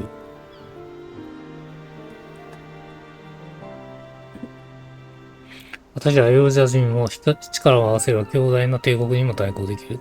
それを内外にして証明したこの意味がわかるかい。マーチオブアルコンズの連携、あの戦いがあってこそ、同盟軍の初勝利はまさに、未来まで繋がる、希望になったんだ。けど、喜ばしい話だけじゃなかった。確かに、更新電波塔を破壊したけど、その場にいたネイルが、その場に現れたネイルが我が身をもって計画を成就させるって言い残したらしい。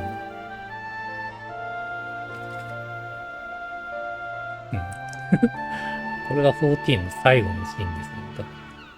ネイルがいる限り、だからの、落下の危機は消えない。エルザに生きるの全ての敵として各国は捜索を急いだ。そしてついに、クルザスに発見に至り、討伐に向かって再生への人員が派遣された。その中核を担ったのは誰か。そう、光の戦士と呼ばれた冒険者さ。残念ながらその激闘の記録は残されていないけど、確かなのはネイルが倒されたという事実の、倒されたという事実の。はい。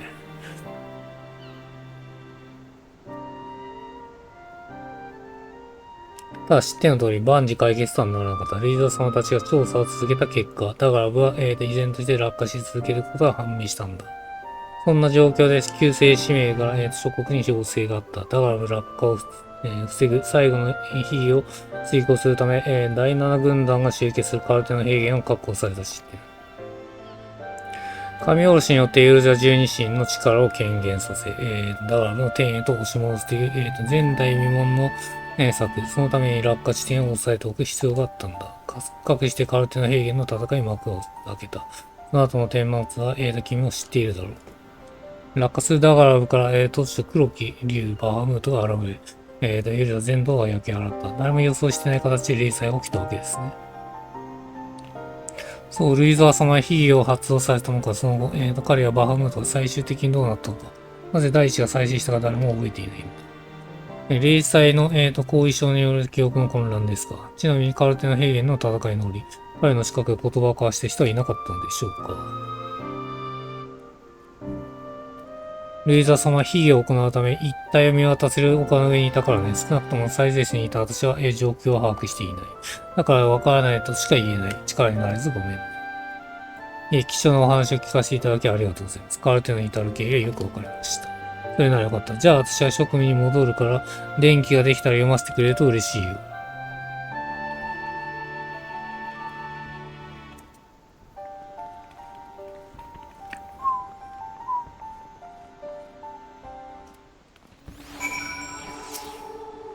第7レースに至るまで経緯はおおむね分かったけど、ごめん、考えることになって、次第に付き合ってくれてありがとう。君の存在があったおかげで、当時の情報をいろいろ聞くことができたよ。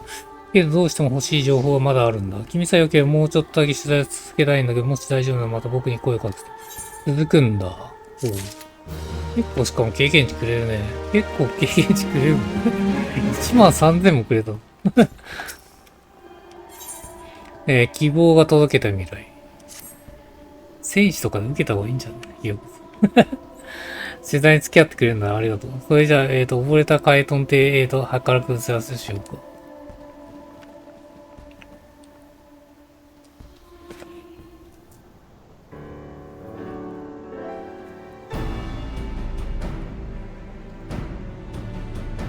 これ取材の成果は上々だ。文献にも載っていないような貴重な話が聞けてよかった。ところで君は彼ならの話を聞いて、賢人ルイザーのことをどう思った？優れた偉大指導者だと感じた。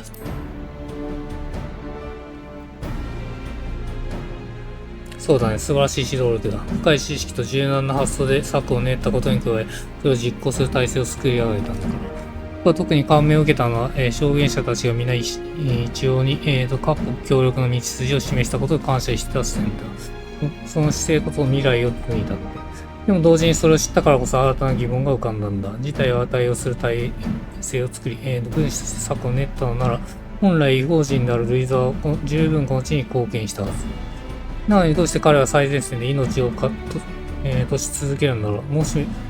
もちろん秘技を成就させるんだと彼だとか責任感とかそういう理由があるのはわかるけど、助けられる人が目の前にいるとき、我が身を案じて助けるというのは怠惰というもの。とは言っても自分は命をそうしちゃ近づかないじゃないか。だから僕はせめてルイザーはどんな思いでカルテノを望んだのかを知りたい。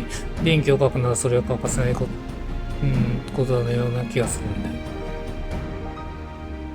それでもしカルテノで賢人ルイザーの近くに誰かがいたら、最後に何か言葉を交わしたかもしれないと思ったんだ。でも今からそんな人を探すのは難しい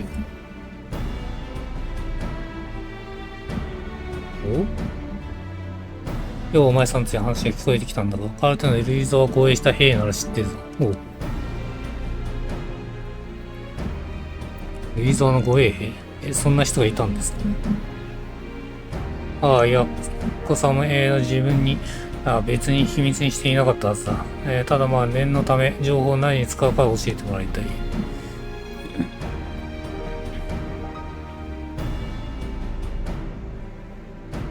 賢人類像の電気ね。それは面白い。そういうことならあいつはむしろ協力を申し入れるかもしれない。護衛を務めた男の名は、オルングインカム、中高士。元国家団のミッドランダー、0歳5年後牧者になった代わりし。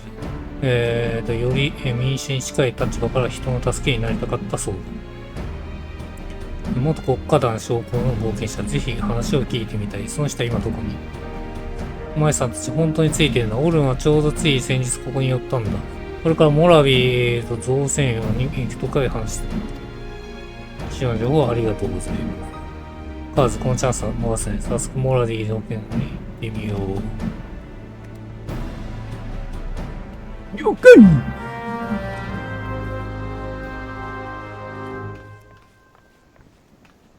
じゃあ、ひよこさんに飛んでもらいましょうか。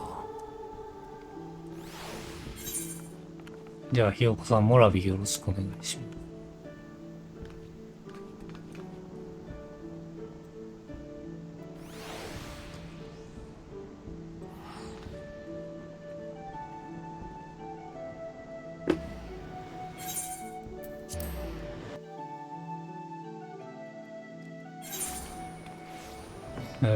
どこ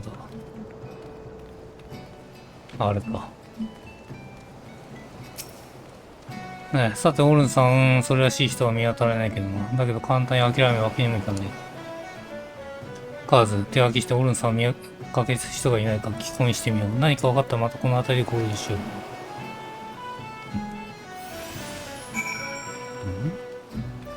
あっちってこと？あっこに一人いますね。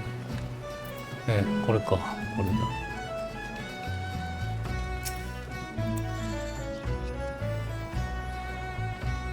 ごめんなさい。ヨーゼアの仕事を手伝い始めたのは最近だから、あんまりお客さんの名前とか知らない。でも、オルさんと人かどうかはわからないけど、冒険者らしい男性ならついさっきも見たわ。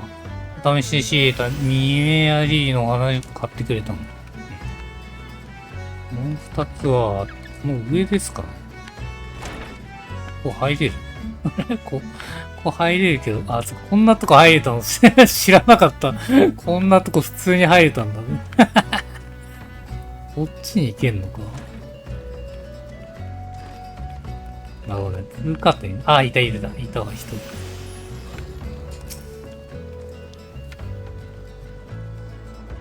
オルンさんが少し前に会って、久しぶりに見かけたら挨拶してみたけど、そうしたら花を売っている店はないかって聞かれたんだ。だからヨルゼア紹介したんだが、今どこにいるかまでわからんわすまん。もう一人はどこでしょう。いました。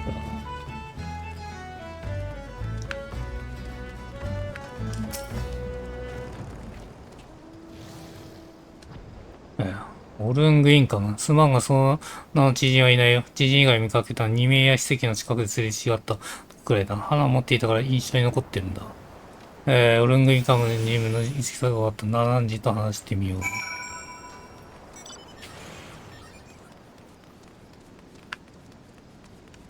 こうですかね。いたいたいた。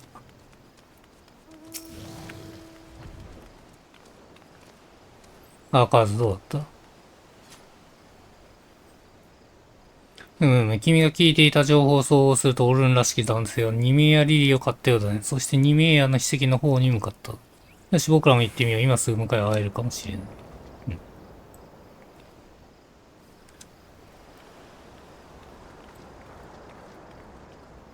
せっかくなんでフェニックス乗っていきましょうか。二人で。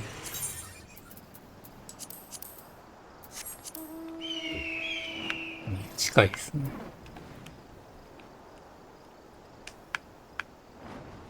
あっち。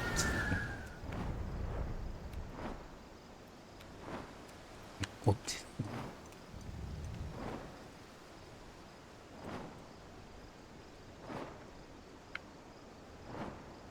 来てる。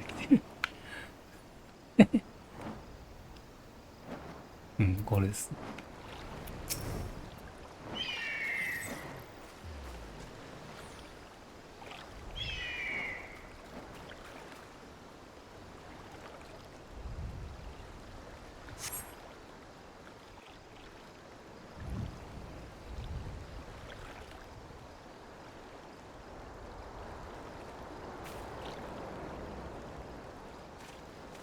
これあれかな？エアコンで来るとこですかね。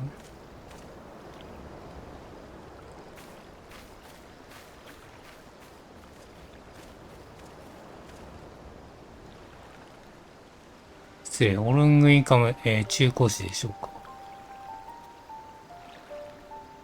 すでに国家団と退役しているが、確かに私がおるんだ。それで君たちは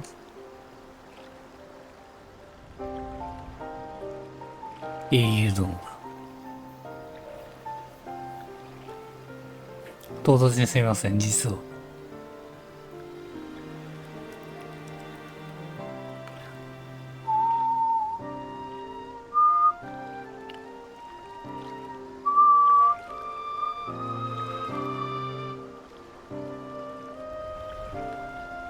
なるほど。ルイザー様の電気をかくためカルトネの近くにいた私に戦場での様子を聞きたいと。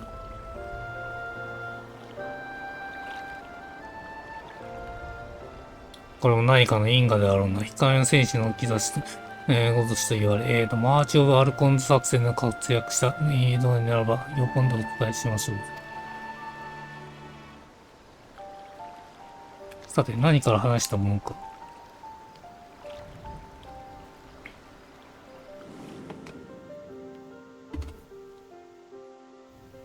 あの戦いはダガラブの予想落下地点をめぐって争われた。当初は一進一退が続いたが、後方の窓アーマー等により、エウザ同盟軍の戦列が乱されている。だから押し返すべき実式の展開を急ぐルイザー様と護衛たる我々は混乱する前線を見ていることしかできなかった。冒険した部隊の活躍で全滅は間を流れたものの、被害は甚大。だが本当の惨劇はその後だった。巨大な破片を落としながらダガラブが地上に迫り、そして黒き竜のバーシンバーハムナトが現れたのだ。オープニングムービーです。誰もが戦いを忘れて立ちつく中、奴は上空を奇襲し、大地に爆炎を撒き散らした。人は虫のように、吹き飛び燃えていくように私は、見えたよ。しかし、震え上がっていたところに、鋭い声が響いた。死に取られるのもはや護衛は不要、逃げようとね。言うまでもなく、ルイザー様の声だ。私は踏みとどまろうとした。だってそうだろう。戦場で仲間とのに戦えなかった私にとって、あの方の声こそが命に変えても果たすべき使命なのだ。しかし、ルイザー様は、静かに笑ってこう言ったのだ。命を懸けるというのは私の、志を守ってはくれんかと。人そのものが、灯しみであり、人が、己の意志で、切り開く未来こその希望。わしは一つでも多くの希望を残したい。故にどうか諦めず、生きるためのこそあがいてほしい。その言葉を聞いて私は仲間と共に撤退を開始したよ。命をつなげることを、あの方は希望と言ってくれるなら、恥だろうとなんだろうと絶対に生き延びてやるとそう言ったのだ。だからそうこうするうちに背後で爆発が起こり、私たちは岩場に吹き飛ばされた。どうにか起き上がった私が見たのは、リーザ様がおられた、丘に迫る黒き竜の影。その後何らかの魔法が発動し、あの方は光に飲まれていった。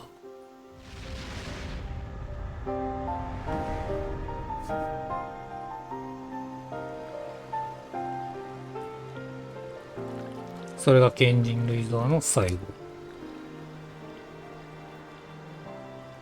光の中、ルイザー様は微笑んでいたように見えた。その意味は私のボーンには、計り知れないが、我々が生き延びられたのはあの方のおかげだと確信している。賢人ルイザーは神殺しの秘術でバハムトを退け、大生の奇跡を起こしたという説が0歳後に発表されましたが、あともそれが事実と信じておられるんですね。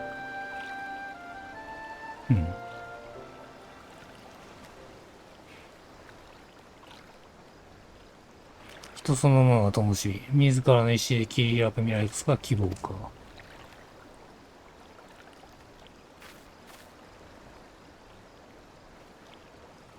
僕は改めて実感したよ。ルイドは物語の大賢者のような万能の救世主じゃなく、ただ一人の人間だった。その人は、決してエルザを見捨てなかった。彼や多くの人たちが懸命に霊祭に抗い続けなければ、この地は本当に焦土となっていただろう。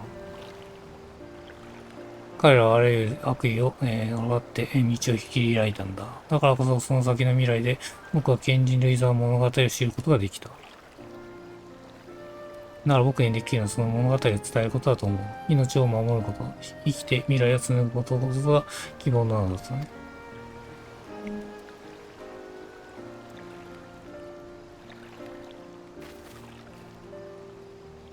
オルズさん、本当にありがとうございました。あなたの証言のおかげで電気の真となるものがつかめたように思います。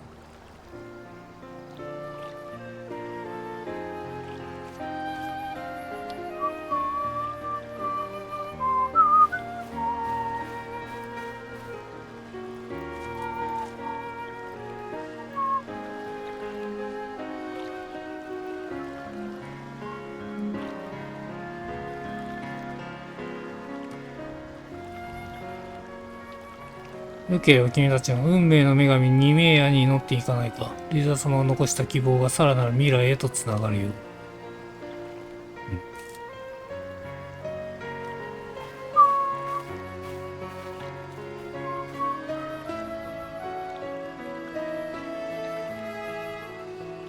アーメン。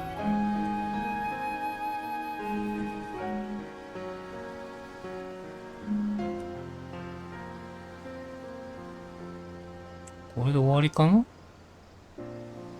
報酬は何もなさそうに見えましたけど。まだ続くのか。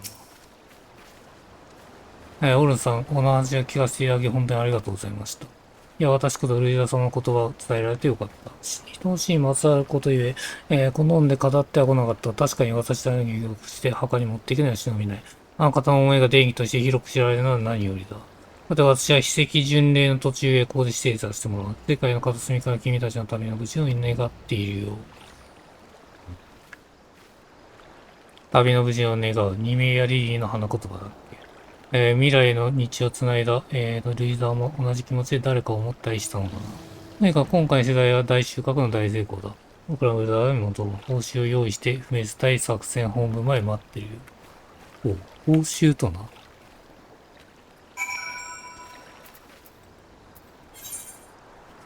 これか報酬か。ポートレート。なるほど。こんなの知れてたった。じゃあちょっとウルダ派に行きましょう。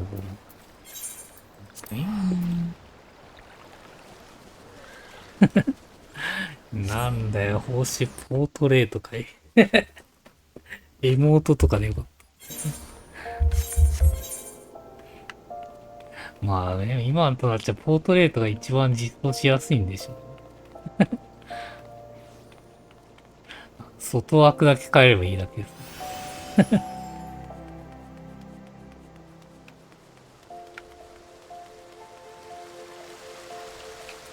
7時。いや、カズお帰り。長々と付き合わせちゃったけど、おかげでとても充実した取材を得た。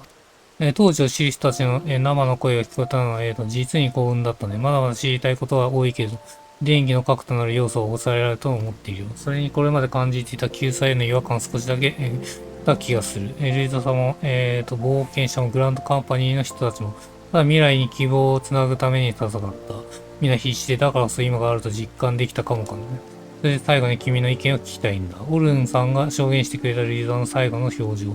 あの時彼は何を考え、何を思っていたのだ。君はどう思う？未来に生きる人の姿。なるほど。確かにそうかもしれない。その言葉を忘れない、質を取らせてもらうよ。じゃあ、少し名残惜しいけど、ここでお別れだ。僕は必ずルイザーの電気をしてみせるよ。取材を見守ってくれて本当にありがとう。ああ。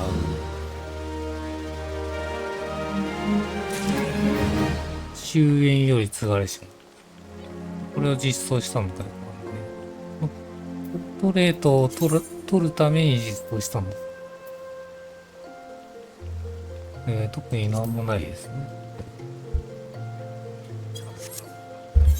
じゃあこれを使って見てみましょうか。ポートレート見てみましょうか。そっか。賢者はこれになってるんで、どうしよっかな。文句あたりにしてます。文句あたりにしてます。とりあえず。ひよこじゃねえな。ひよこじゃないんで。いや、ひよこだと誰の、リーパーか。リーパーでいいやじゃあ。リーパーでポートレートを開いて、編集。どれだちょっと待って、名前何でした？時代の終焉か。時代の終焉。これか、これだ。いや、光ってますね。これ終焉ってあれかな？光のやつかね。大世界のやつに似てます。うん。OK です。神々しいひよこさんができました。で、何でした？とりあえずこれで終わりか。はい。終わりっすね。でも、モグこれですかね。モグこれやりますか？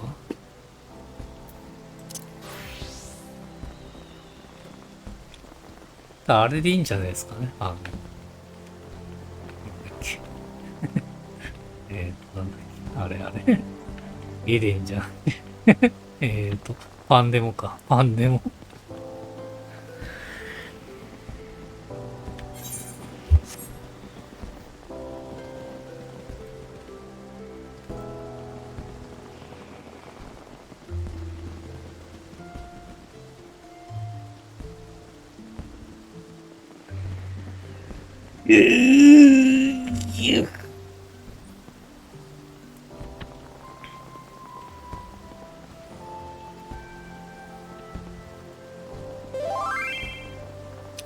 了解。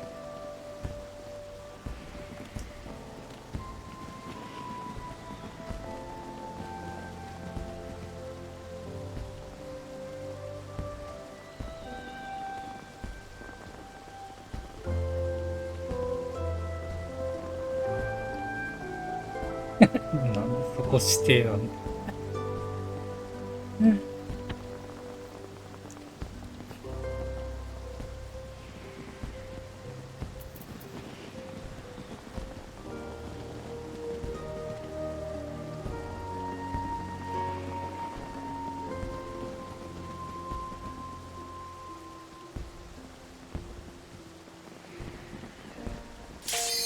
できました。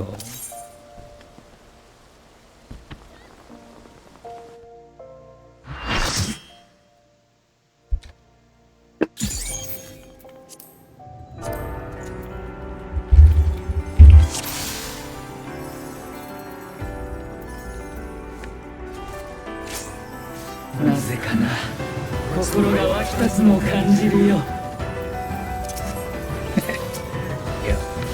準備はしてね。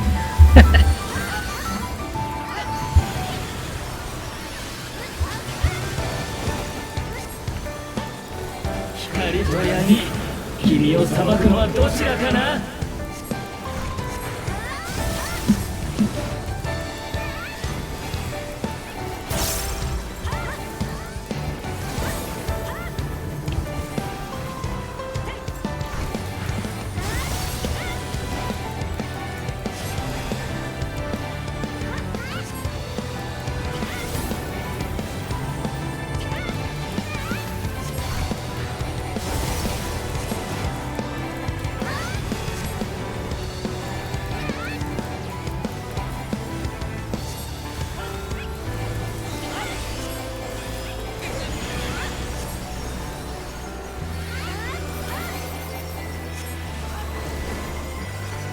エリディブスとして君を調停しよう。光と闇の均衡を保てるかな。光。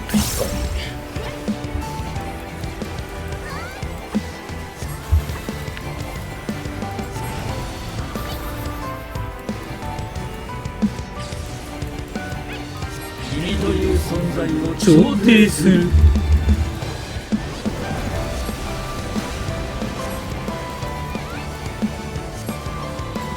いし魔力よ、解く走れ。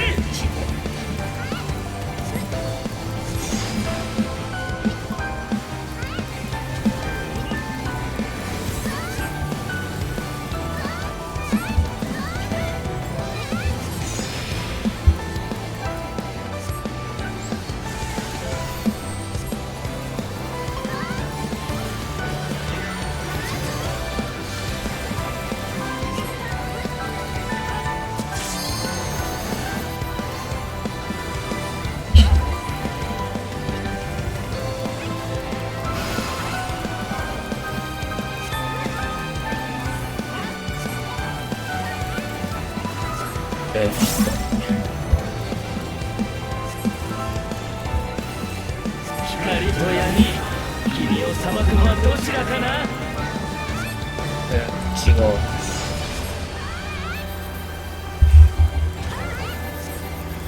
君という存在を調停する。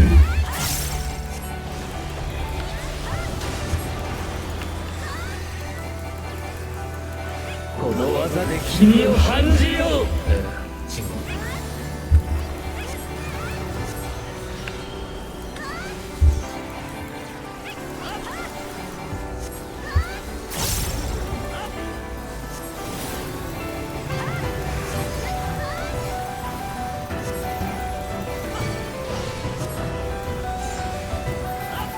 やべ。ね、もう変なウィンドウ立つね。ふざけんなよ、バカ野郎。限界さえ超えてみせよう。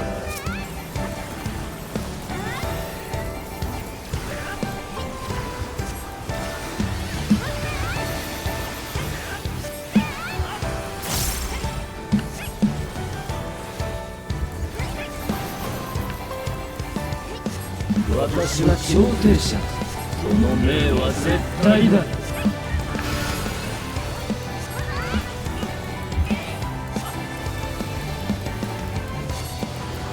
こ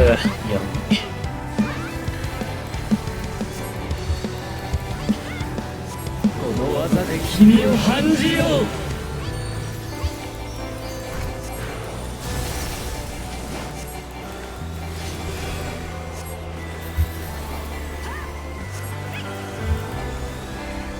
鋭いし魔力よ、解く走れ。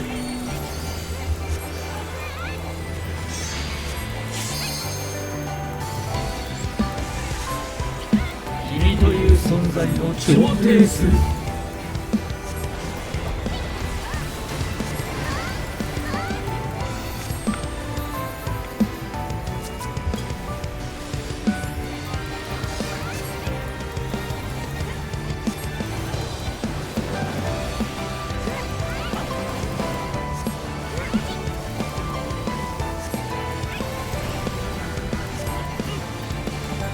光と闇、君君を裁くのはどちらかな。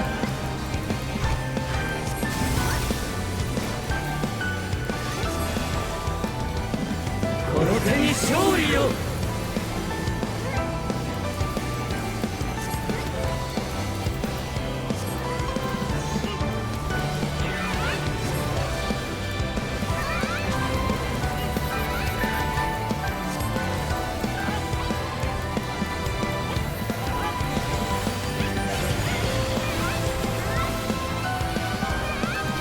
私の存在を確認、原体を創造しよう。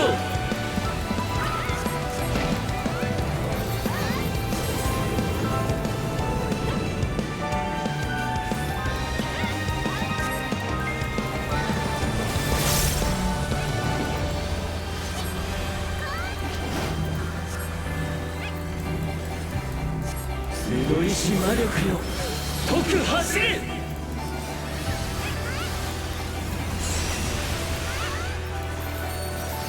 限界さえ超えてみせよ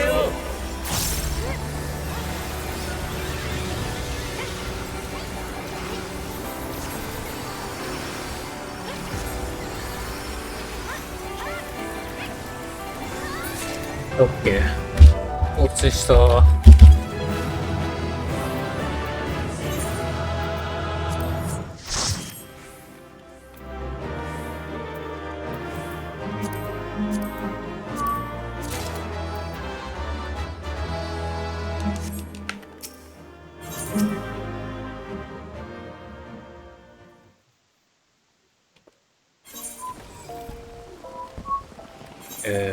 で、これで、10個。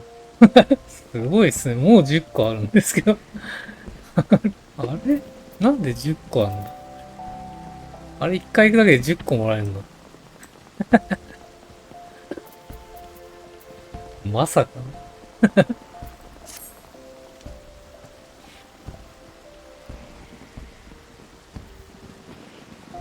ああ、違うな。あれか。フロントラインやってたからな。フロントライン1回やってるわ。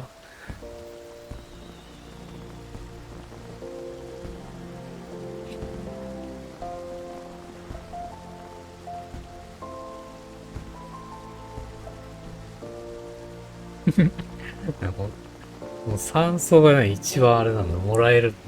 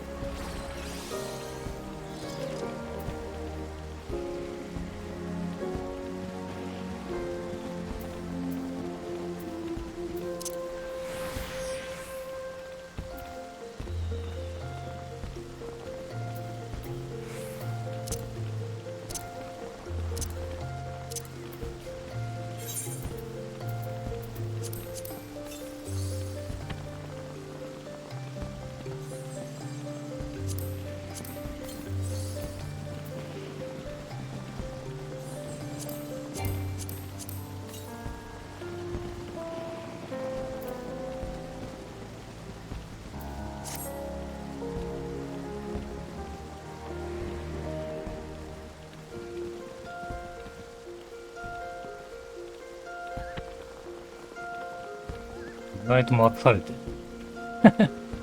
渋滞してんの。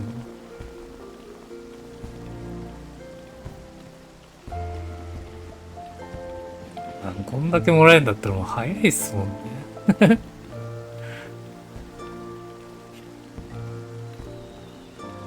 アライアンスは14枚もらえる。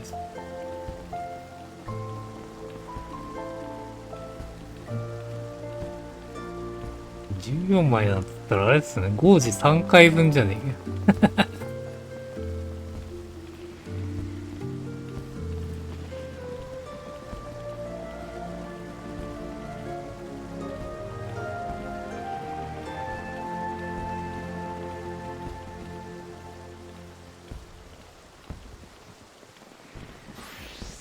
タンクがいないんですね。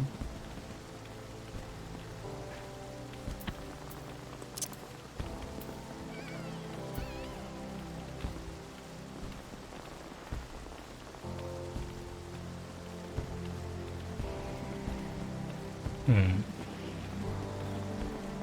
そうだね。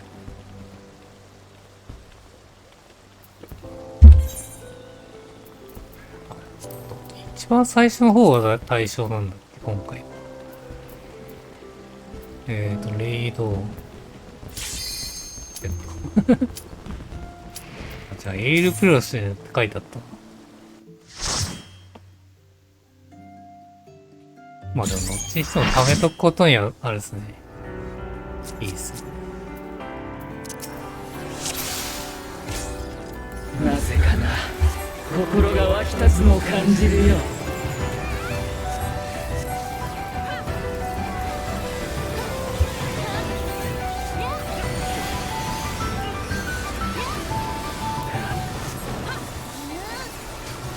光と闇、君を裁くのはどちらかな。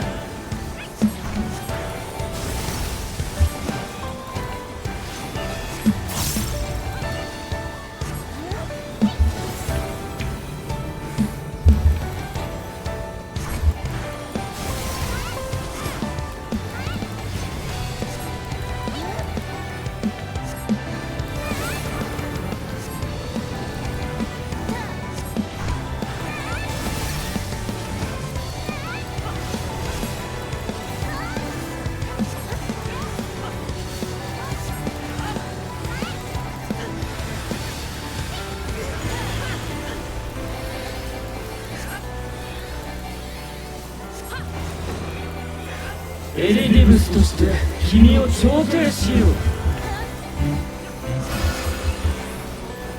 光と闇の均衡を保てるかな。お光。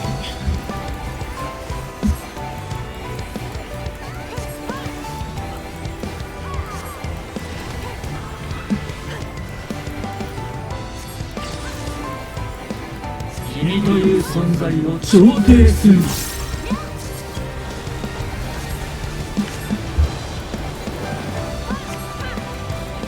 強いし魔力よ、解く走り。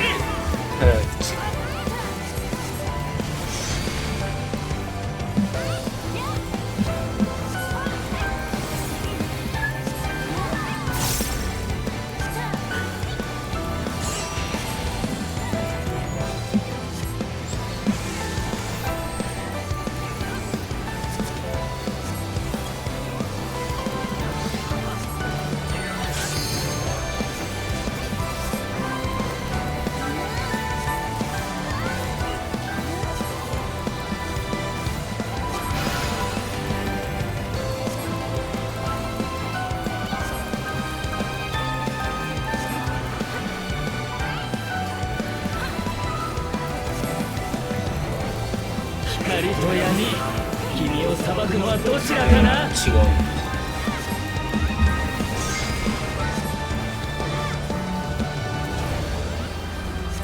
君という存在を調停する。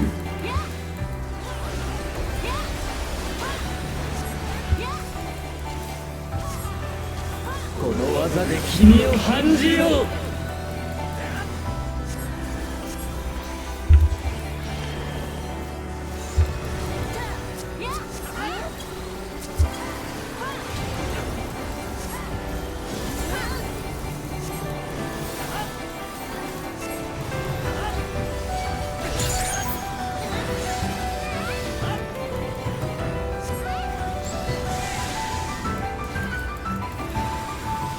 限界さえ超えてみせよう。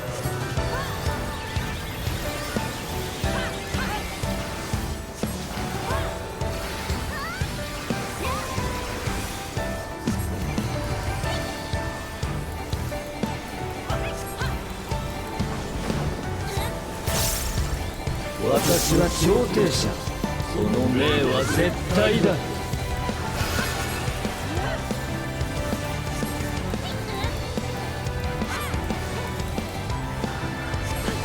闇。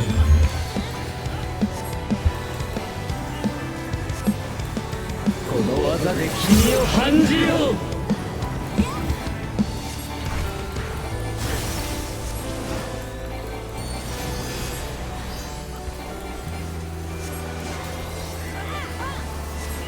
鋭いし魔力よ、解く走れ。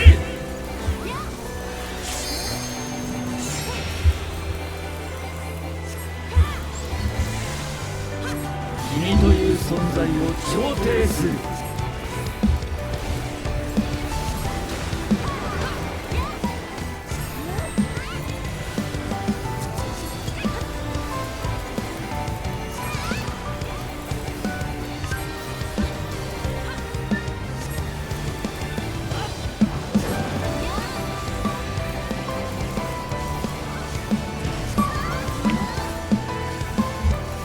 技で君を判じよう。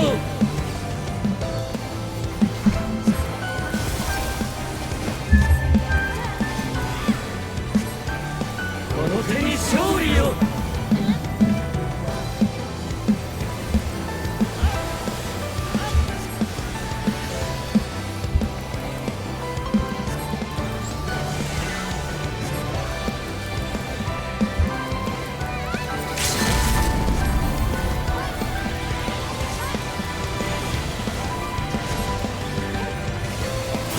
私の存在を確認、連帯を創造しよう。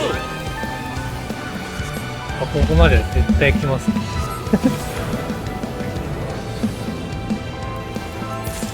あ、放置した。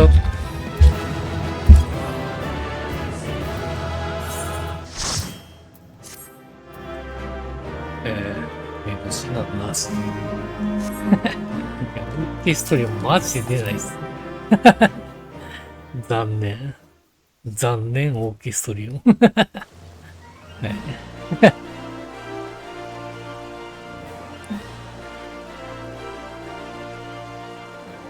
どうすんの？アライアンスは次回行くの？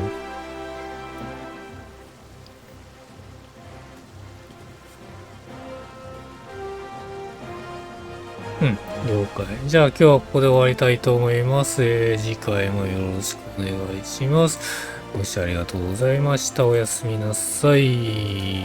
バイバイ。